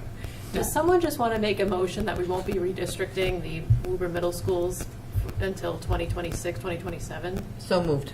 Okay. What about Jesse? Do you know, did I take my motion off? I take it back. Okay, you withdraw your motion. So now the motion is moved by Ms. Chisholm that we will not be redistricting the middle schools until the school year 2026, 2027. Any discussion on that motion? We need a second. I'll go ahead and do that. Oh. I mean, we may not even have to do it because some of these, like they spoke tonight, you're taking the Malcolm White and sending them to the Joyce and the streets back into the Kennedy. These kids, the Malcolm White go to. I mean, you're talking Maywood Terrace, those kids that they walk down Maywood Terrace to go to the Kennedy. And the kids are going to get on a bus and go to the Joyce. So we're talking, adding to our bus routes and craziness. And so I think that if the middle schools are working, even though the schools are split, and trust me, I hear about it because my grandkids are going to be involved in that. So, but I just think that if it's working, let's not throw everything out, start all over again. Because it's just, I would be, if I was on Maywood Terrace and say, now your kids go on the Joyce, heads need to be examined. Okay. Mr. Lipset, on the motion. Just on that motion, it's also worth noting that if we are redistricting, some of those assignments may change. Mm-hmm. So, I think that there are some of these maps where Maywood Terrace would no longer be a Malcolm White area. And there are some, I will say that some of the middle school maps did provide, I think, a more, at least visually logical division between elementary schools while keeping 100% school assignment. So, a lot of this, and this is to Ms. Wetzel's point, will be determined by the elementary school map that we choose. So it does make sense, in my view, on this motion to hold off on middle school redistricting until we have a clearer sense of elementary school. And so therefore for another calendar year. Thank you, Mr. Lipset, Ms. Wetzel, and then Mr. Mulrennan. Also on the motion, yes, I agree with holding off, but I want to make sure we also keep the conversation alive and we keep it talking, et cetera, regardless, because I don't want it to be March of, I want to just make sure we're still continuing this conversation and middle school families feel invested in the process. Thank you, Ms. Wetzel. And Mr. Mulrennan. Thank you, Madam Chair. If I could, to the administration, I guess the last figure I heard was $80,000 paying this consultant. Are they also being paid that $80,000, excuse my voice, for elementary and middle school redistricting? And if so, do we get any money back if this is the route we're going to take tonight? And again, I don't remember anybody seconding Mrs. Chisholm's motion. Yeah, Andrew did. Yep. Andrew seconded, so we're going to discuss it. So the $80,000 that we already paid out with other, so far, it's March 5th, 6th, whatever it is. Timeline's extending. Now we're talking about not doing the middle school redistricting. Are we getting any money off the 80 grand? No one can answer that tonight, so therefore, I won't support the motion. And I'm not going to put the administration on point tonight for that, but I'm guessing, from my understanding months ago, that they came in, Sanborn was going to do elementary and middle school. And now, we want to forget the middle school and still give me 80 grand. I don't see that. They were just adding another. Okay. Ms. Cormier. As I was picturing it, we would have them do the elementary, which we would incorporate in the coming school year, and at the same time, they could make us maps, similar to Ms. Wetzel's point, to then be, we could start, they would make the maps, and we would discuss the maps as we're going along, but we want to focus on getting this done so that the elementary kids know where they're going, which is our number one goal. And then part of the whole package that they're giving us would also be maps for the middle school that we can settle, but not implement until 26, 27. That's what I was kind of envisioning based on conversation. Thank you, Ms. Cormier. If I may. Of course, Mr. Mulrennan. And Reply. to Ms. Cormier's point, that sounds wonderful on paper, but again, we see numbers change weekly here for these groups. And to Ms. Young's point about the bubble classrooms, there are going to be bubbles at the middle schools as well that we have to address at that time. So to your point, Ms. Cormier, to do it and have them generate a map, and 6 months later, that map is almost obsolete, or the bubbles are in there, the factors are changing, the maps should be redirected. But I'm fine, just, move the motion, I'll vote accordingly. Just want to make sure my points were heard. Thank you. Okay. Any? Yeah, I just want to point out, the consultant has already done middle school work. That middle school work, we saw several maps at advisory committee. The discussion there was that those maps weren't necessarily ready to bring to this committee. They've done that work already. They will continue to do that work. I think it's also worth noting, am I correct in saying that bubble classrooms would work very differently in a middle school where we have, where we don't have set classrooms for each group of children? They're moving between classrooms. Right. I just wanted to clarify that for the public so they didn't think we were missing an issue with middle schools. And I think the clarification to Colleen's question is that you can absolutely have the maps done simultaneous. You just would therefore need to make sure that you then would need to do guiding principles now for middle schools, because they need to be provided the same guidance that was provided for elementary for middle, which is fine, but it just in terms of work, in terms of what was the priority to get to different groups. And so you can yes, then the recommendation would be to determine what those guidance would be. Okay. All right, I'm going to move the question. Any further discussion? All in favor? Aye. Opposed? That passes 6-1. Okay. The reason why I suggested it was so that 1,100 kids could have some closure for next year, and taking that sort of question off the table in their minds. And this is super complicated, and I'm seeing the committee struggle over elementary school, so they want to add something else in the mix lingering out there. Mr. Lipset. So to follow up with that, I'd like to make a motion that it's certainly, I think, too soon for the committee to consider what guiding principles for middle schools might be, given that we are just sort of wrapping our minds around that tonight. That perhaps this be made an agenda item, this be part of the redistricting agenda item for our next meeting, and that in the interim, the committee think about what guiding principles for middle schools might include, and that some of those things might, for example, be how committed we are to making sure that elementary schools don't split school assignments. Thinking about, honestly, not even sure what other guiding principles we might have for middle schools. But I think thinking about what a position on that might be. So, Mr. Lips, that's a very long motion. It is. But I have good news for you. I can just tried. put that on the agenda. Okay, done. Thank you, though. I will No. withdraw my motion and just Yeah. suggest it as a But future thank agenda you very much for raising that very articulately. I think it was also. Transportation, there we go. Yes, I think it was also helpful with the guiding principle last time, too, when it was first kind of narrowed down a little bit in the resource subcommittee. I know that keeps meeting, that it might also be helpful for that subcommittee to bring something to make it a little faster when we get to this point. Yes, Ms. Wetzel. We meet tomorrow, so happy to discuss it. Get that. Yeah. Okay, Ms. I Wetzel. have to put would something you- on your committee. Yeah, That's yeah, great. We did that meeting intentionally. So.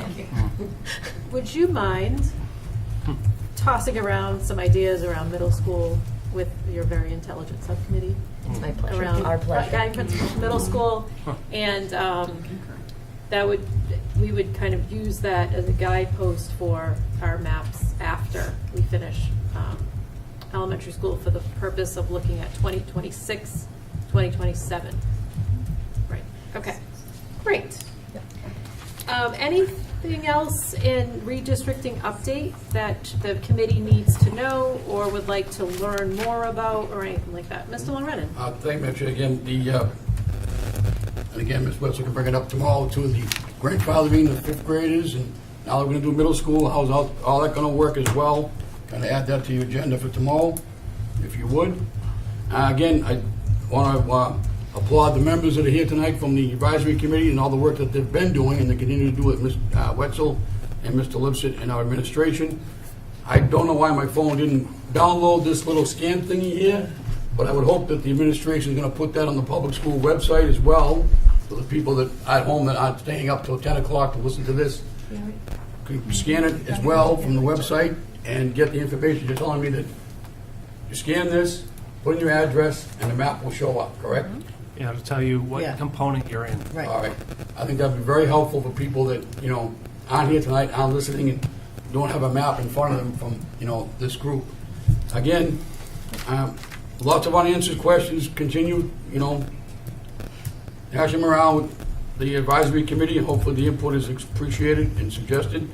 Timelines, again, is going to be very difficult, and my notes about the $80,000 component there as well. But I think to get the word out that this scan item here will help folks find out where their families might be going to.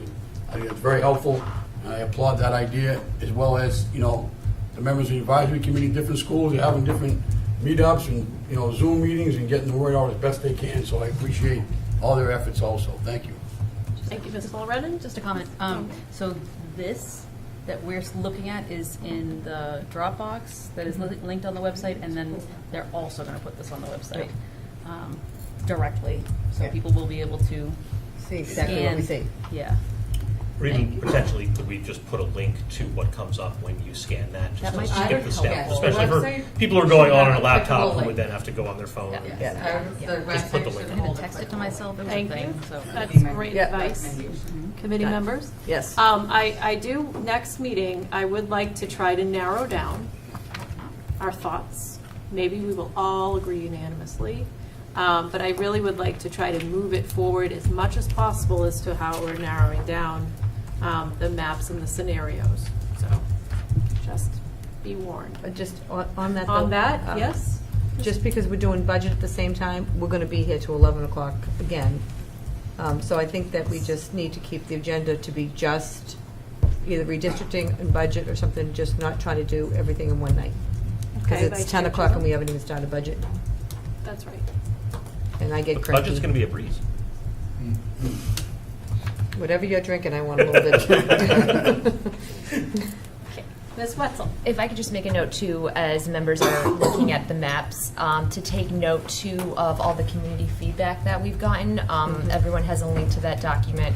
And there's a lot of really fantastic information in there from wonderful people, so I think that should also be consulted. I mean, I will be looking at it, so yes, at your pleasure. Can someone tell me when our next meeting is, Colleen? 26. 26. I will not be present for that meeting. Oh, okay, we'll miss you. Can we make one earlier? Yes, Mr. Mulrennan? Again, you know, I mentioned tonight about the timelines. Mr. Chisholm mentioned timelines as well.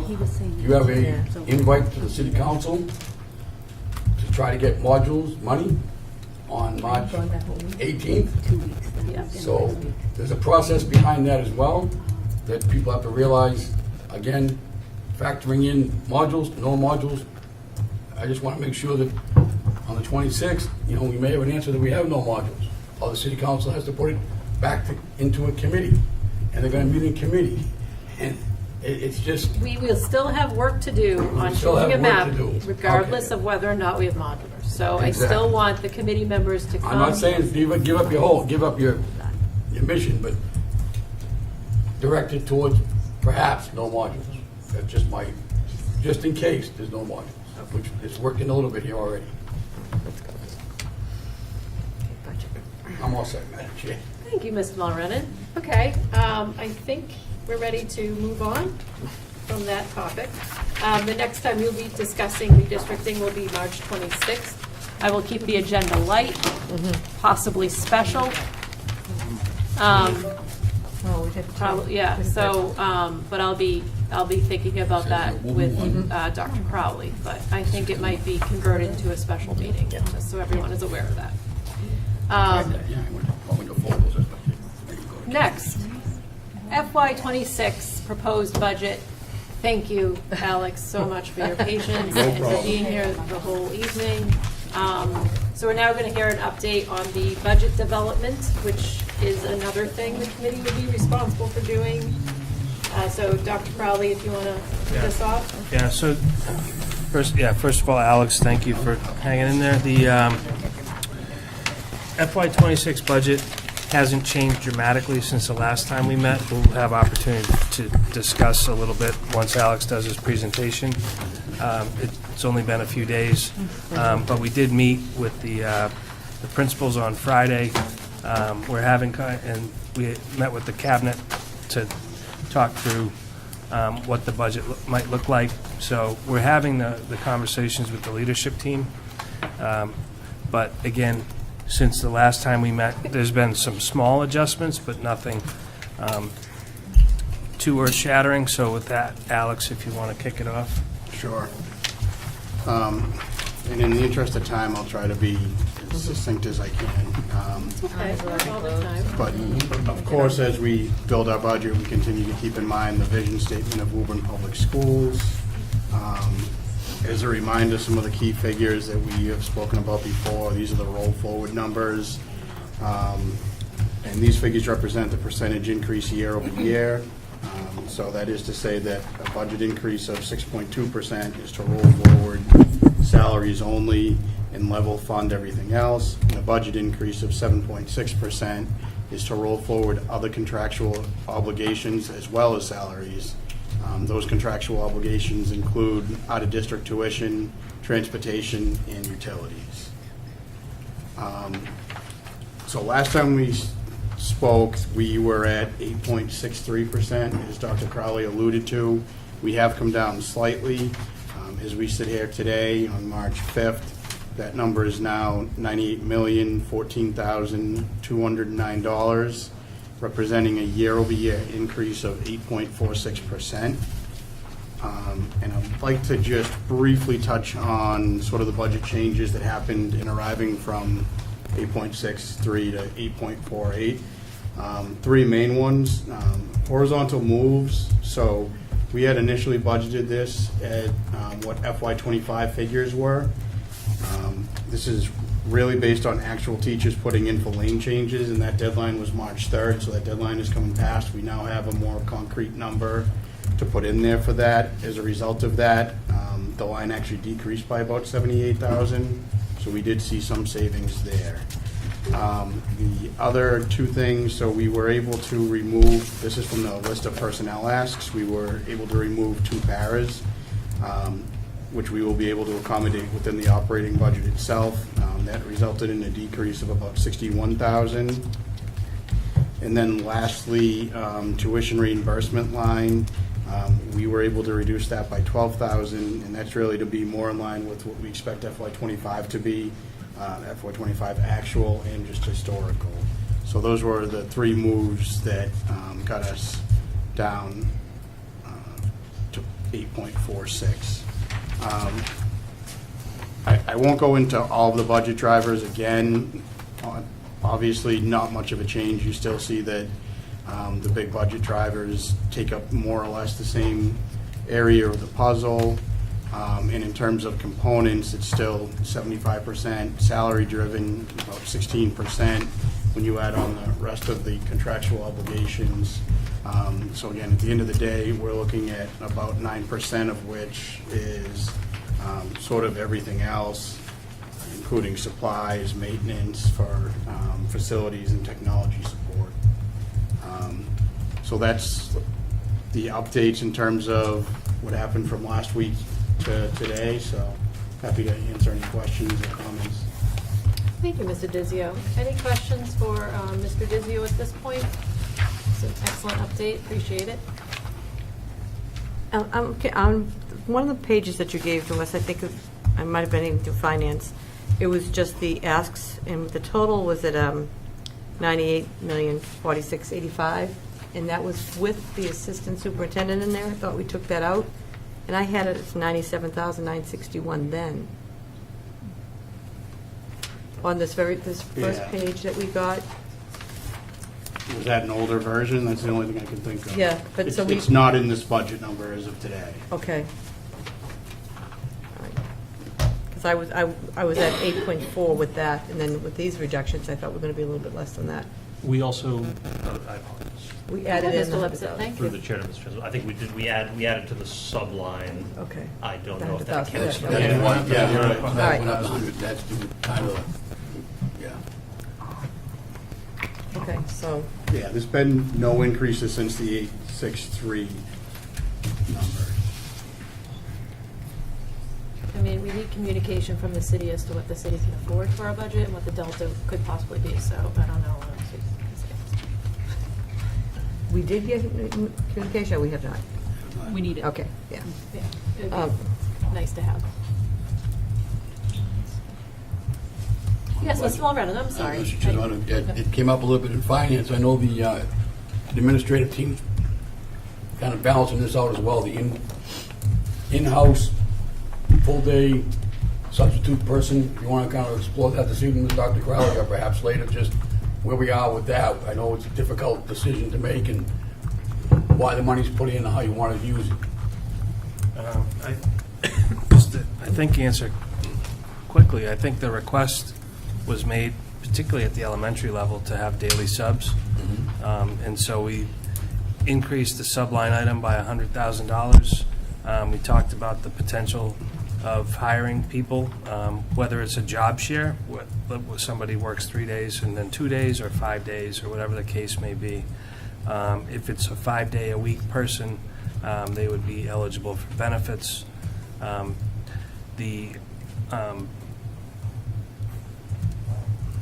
I think, I forget who said it, but, potentially they don't start September 1, maybe it's October 1, so we wait a little bit to start that. But the ask was made by the elementary principals, and we reflected that in the increased subline. Okay, I just want to make sure that the word gets out, that's where it came from, and, it's still a work in progress, as we know, and, Sure. During your, the superintendent and the mayor's, Friday morning tool groups, the topic has come up on many occasions, and like you say, sometimes the principals are just juggling people and places and things, and, it's not going to solve their substitute problem, but it will hopefully alleviate some of the issues, working through the, differences that it may bring up, so I appreciate your explanation, Dr. Crowley. Sure. Thank you. Mr. Lipset? I sort of opening up to comment by administration. It seems to me, our roll forward with contractual obligations at this point is 7.6%. That's simply what we need to maintain. We're now looking at less than 1% differential between our just sort of basic roll forward and what's being proposed. At this point, let's see if I can think about how to phrase this. What is left that we can reduce from this budget without meaning reductions in salary and staff? The new asks. But, I mean, I think, the new asks are not necessarily optional. I mean, a lot of these new asks are programmatic for special education. A lot of these asks are things that, while they're not existing roll forward, they are things that we, similar to last year, where it would be very difficult to operate without these new asks. So I guess I'm asking what the delta is there, right? In terms of the stuff that we believe that we do need, even if it is a new ask, as opposed to what is potentially left that we can reduce. Could we see the list of new asks? Yeah. With the exception, I think, of the building subs, which we've talked about already. But.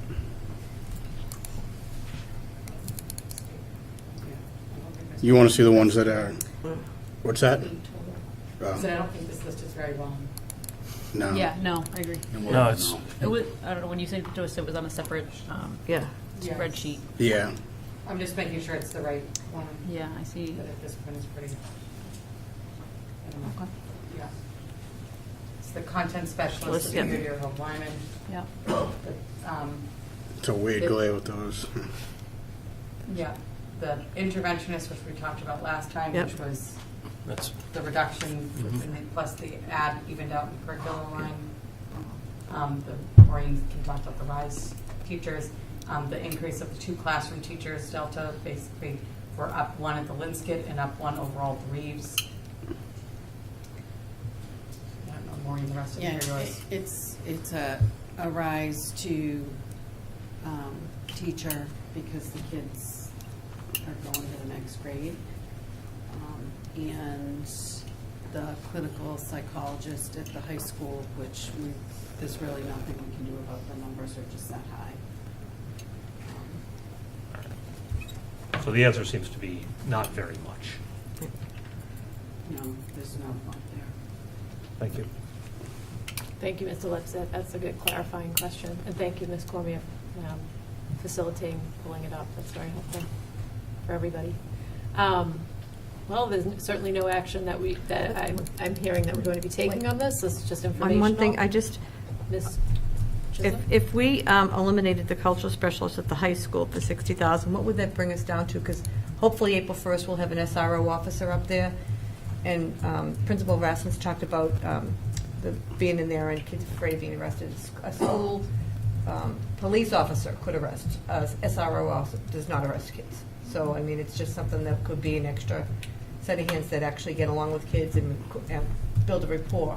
So I think if we add that SRO officer up there, we may not this year have to add another cultural specialist. You're saying if you get rid of the 60, what's the percentage? to 60,000, Yeah. so it goes down to 8.4. 8.4. so just as background too, the initial ask from the high school was an assistant principal. Yeah, I understand. and It's so- just that, they came before us. Once the jobs are being done and people are following through, then I could just follow and support extra hands up there. But I just think that we need to get the SRO officer back in that building. Can I speak on this? So Yes, we, you can, Mr. we Austin. had an SRO officer when we had some racial issues at the school in 2022. So having an SRO officer in the future is not going to say that that won't happen. And so Neither will a considering, culture specialist. say it again? Neither will a culture, I mean, we just I'll have to. say this, one thing I know from the SRO officer, there was no, I don't know how much of a connection there was. I do see kids connecting with the cultural specialist. I see a genuine connection. My kids have never felt comfortable going to the officer in the school. That's And so unfortunate. considering that the school is what, 40 to 50% of color, And so a lot of times the kids don't feel representation. And so having that cultural specialist that's of color to represent the people that are of color, and not just that person, from my experience, is not just represent the kids of color. He's connecting with all kids. And he's connecting in a unique way, in a genuine way that's very relatable. And so to eliminate, or I'm for adding an additional, because it's such a need. That's what there is. That's what they're asking. I'm for that, because we don't have enough representation of staff of color as is, and so a lot of times kids do not feel connected in a school that they should feel, and that's very important to be mindful of that. And to add an officer, well, that may not be a positive attribute, because there was an officer in the past and there was issues then. I'm not saying that the officer can or cannot. I just think taking away, maybe adding two, would be a better Okay, bet. it's just my thought. And it's just my thought as Yeah, well. okay. Thank you. Okay, I appreciate both of your intelligent comments on the topic, and I think Ms. Chisholm was simply asking what the budget would look like, and Mr. Austin, thank you for responding. Any further questions on the asks or the budget as a whole? Dr. Crowley, did you want to say anything about the budget as it's kind of the superintendent's budget, if you will, how it's shaping up? Well, I think it adequately reflects what we've asked for. I think that 8.4%, is that where we are? 8.46. Yeah. I've actually asked Alex today to go back and look at lines to see if we can get, but we've done that already. So the next step, if we need to go anywhere to reduce, would be actual people, or look at retirements that we don't backfill, but like the majority of the positions, like our classroom teachers at the elementary level, So wouldn't that be contractual? Sorry. Yes. That's all right. Right. Vice Chair Chisholm. Right. So there's, like, when you think about flexible ways to reduce a budget without, when someone retires, you just don't fill that position rather than reduce the position. But I'm not sure we have that flexibility predicated on who's retiring this year. We can look at that. We've been in looking in the past, we put people into grants that probably, that's a very short-term solution, and we need to not do that. So I Okay. Again, we don't know where we are. So we have a budget, and right now it's 4.6. a need-based budget. So, did anyone else have any commentary on the budget at this time? It's still pretty early. Question, how many retirements? 20. A lot of classroom teachers too, elementary? 12 Yes. elementary. Yeah. Yeah. And that includes like a cafeteria, like everybody, all in. Yeah. Yeah. Well, thank To your point again, Madam Chair, some of the superintendent's point, those have to be filled. Some of those, it's not like, oh, we don't need a fourth grade teacher Right. anymore. Right. That has to be filled. Right. So, Right, not these days. And I know, the few times I've been in finance, Ms. Chisholm, brought up the question about, what level do we hire these people at and all that, kind of adjusted accordingly or whatever. We haven't got people hired yet, but it's just, and I hate to, set that it's contractual, but it's kind of like, okay, it's going to be difficult. There's a lot of people leaving, a lot of elementary teachers leaving, and they're going to need some mentorship in the buildings as well. It's just, and as Mr. Dizio's been saying, it's 8.4. It's just kind of like rolling over, moving forward. It's nothing, there's no fluff in here. Okay. Almost. Yeah, Vice Chair Chisholm. So what's your goal to have it sent to city council, or to the mayor?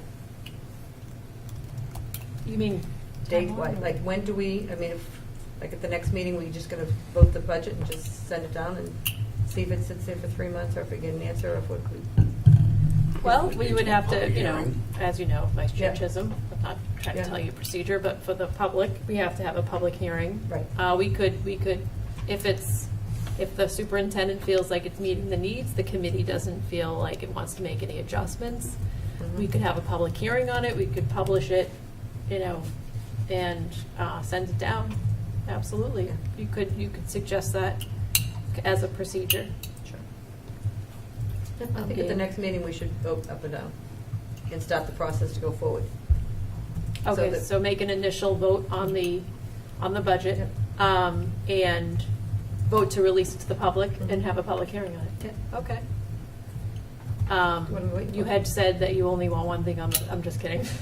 That would be easy. Right. It's going to be a 5-minute.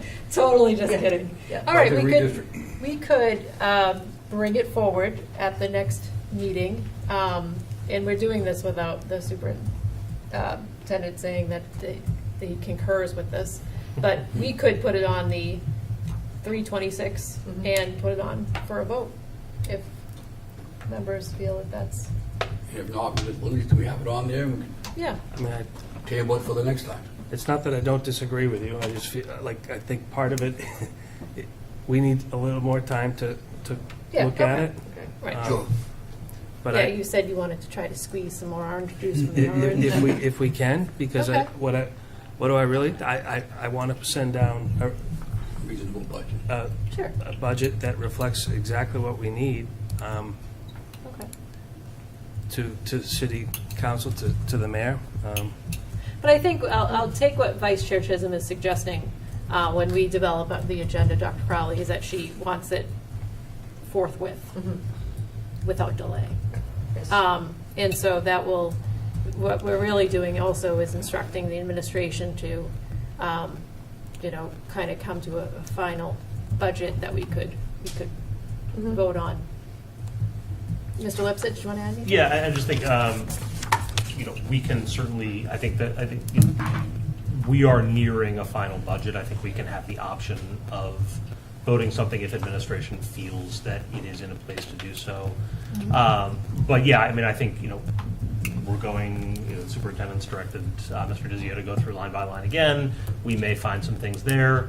It is still early in the year. Things may change in terms of what we're looking at for next year. So I think it's good to keep that on the table as an option. I don't know that we necessarily need to set that in stone for our next meeting, but yeah. I assume Vice Chair Chisholm is responding to sort of the elongated process and protracted process of last year, and, yeah. And I, Even though we don't- fully agree with it. Yeah, because I know city council doesn't vote probably till June, so it'll be a while, but at least we'll. Yeah. Feel comfortable Yeah. somewhat, Okay. or maybe not. Thank And that you. allows us additional meeting time for other things that we sort of have to deal with. Thank you, Mr. Lipsett. Thank you, Vice Chair Chisholm. And if it sounds like we have a working plan in place to handle the budget over the next few weeks. Okay, I think we're done with this. Is this horse beat to death? Okay. I think we're moving on with the agenda. It's only 10:20. Only. Doing great. There's nothing to do. Oh, wow. My correspondence. Is it correspondence? It is. Okay. So much on correspondence. So, all right. On February 12th, we heard from Melissa Brimmer. She raised safety concerns about the high school. She also submitted a statement for public comment as well under the same themes about the safety concerns at the high school, and it's identical to pretty much the email on February 12th. That's one. Linda Prisco contacted us on February 12th regarding issues in the guidance department at the high school. Rachel Kuberry contacted us on February 12th regarding communication protocol and how it's an email chain about when she could expect a response from the school committee chair. Allison Bennett contacted us about redistricting regarding the modulars in the middle school. Caitlin Skinner contacted contacted us on February 16th regarding class sizes and redistricting.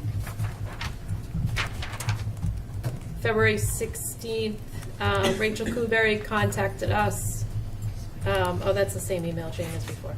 Good.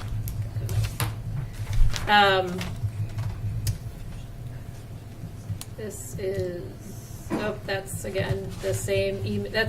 We also received a response from Principal Rassanen to Melissa Brimmer regarding the safety concerns at the high school. Christy Nickerson contacted us on February 18th regarding looking at more detailed analysis of the components and the maps. Caitlin Doherty contacted us on February 18th regarding seeking the data that was sent to the consultant, but I believe that's anonymized data. We received an email from Rachel Kuberry discussing middle school maps and redistricting. Almost there. Sorry. It's just change of topic, but we received an email regarding a piano and whether or not we would like a piano. And I still have to look into that, so forgive me, members, I have to follow up with that. This is an email from Caitlin Skinner regarding classroom sizes, class sizes. Bernice Freeman about redistricting. Ashley Hoyt, redistricting and the socioeconomic equity in the schools. Brian Harnden about coming to the school committee about the JMS theater program. Megan Bardpa regarding the Shamrock Elementary School and the distribution of socioeconomically disadvantaged learners. Miss Doherty, oh, that's my response. We received an email from Tammy Kang and David. They also came to public comment, if you remember, about the socioeconomic and redistricting, and also provided us with quite a bit of data, which was pretty amazing. So I also want to, and mention the MSBA, which was kind of awesome. All right. We received an email from Cassidy Morrissey regarding her disappointment by the 3-minute time frame from her public comment, and I responded commending her bravery and eloquence. I received an email from Darlene Abreu, again, criticizing the chair for the 3-minute timeline. I received an email from Ethan Robinson from the committee regarding the socioeconomic equity regarding the Shamrock Elementary School and redistricting. I received an email from Rachel Kuberry expressing her disappointment for the 3-minute time limit on public comment. Kenny, last name TSE, I apologize, I don't want to mispronounce someone's name, regarding safety issues at the high school. Christy Nickerson asked the school committee to clarify what the DEI, current status of DEI in the public schools given the executive orders. Alyssa Milkern contacted the committee, making sure, bringing some really good points to the committee regarding the modulars, the ECP, making sure they have bathrooms, for instance. And Ms. Peters, who came to public comment tonight, gave us her data on the Reeves. And finally, President Jeff Dillon confirming that we can go to the City Council. And Make a motion to put all of those into the public record? Second. Okay. Any further discussion on that motion? All in favor? Aye. Okay, the emails will be moved to the public comment. I'm also thinking about making a binder where everyone can come and look at the emails. Let's just see if I can get that done. Binder. All right. How many? Dr. Nolan's days. All the binders. I remember my last year. How many binders? Okay, Oh my we God. did future agenda Not items, budget. so that's great. I will accept a motion to go. sorry. Oh, Ms. Wetzel. I apologize. I just That's had a okay. few more public comments that I got. One that I got last night that I wasn't able to share with the committee, but just a few that were on our list of people. Ms. Alex Tisdale, and these are all redistricting. Ms. Heather Moylan, Ms. Michelle Dempsey, Ms. Carly McAllister, Ms. Sarah Bergman McCool, and Mr. Brian Provinger. And then one other thing, and I'll send this to the committee. I apologize, I got it last night. But this is from the Linscott staff, and this was given to Mr. Provinger, who is the representative on the advisory committee. And I will get this to everybody and then put that in the record as well. Thank you, Ms. Wetzel, I appreciate that. Dr. Crowley? I think on last week's agenda, there was something to do with the Kindness Day in the city. And Yes. I don't- The last agenda, I got a correspondence from Samantha Stone that she is again organizing Kindness Day for the city of Woburn, and she requested both for me to publicly announce that, but I would like for someone to make a motion to endorse Kindness Day and to direct the administration to participate as much as appropriately possible. So moved. And when is it? Oh, that would be good I am information. March 20th. Nice. Okay. So let's send the budget down March 19th. See how kind they can be? I did make that motion. If anybody wants to second. Yes, I'll second We the have a motion. motion We're gonna send it out confetti. to endorse Blow up and they open it up. to endorse Kindness Day and to direct the administration to participate in the Kindness Day as much as appropriately possible. Every day. Do I have a second? Second. All in favor of that motion? Aye. All right. Aye, that motion passes. I will send correspondence to Ms. Stone regarding that. Because I she's believe, also, I'm looking at Mr. I have to bring the calendar soon, don't I? Yes. Oh, yes. Yes. Yes. My favorite activity. Counting those days gets hard. I never count them. Okay, so I'm hearing we need a calendar, budget. Feel free to put that in Middle April, school. just a Yeah. reminder that Just in it's case. coming. We're not quite in the clear on last day. Yeah. All right. Next week looks great. Feel free- Okay, April if anyone feels has any future agenda items, they can just email me or. Not until after the budget redistricting is done. Oh, good. And we're gonna put the calendar On out the there. calendar. 10 to then. Calendar. That's a big one. Okay. We do have an executive session. I would like someone to make a motion that we go into executive session to discuss strategy with respect to collective bargaining and/or litigation, because I have deemed that it will have a detrimental effect on the bargaining or litigating position of the school committee. I will so move. second. Could I have a roll call vote on that? Mr. Austin? Yes. Ms. Chisholm? Yes. Ms. Cormier? Yes. Mr. Lipset? Yes. Mr. Mulrennan? Yes. Ms. Wetzel? Yes. Ms. Crowley? Yes. Unanimous vote to go into executive session. So we will be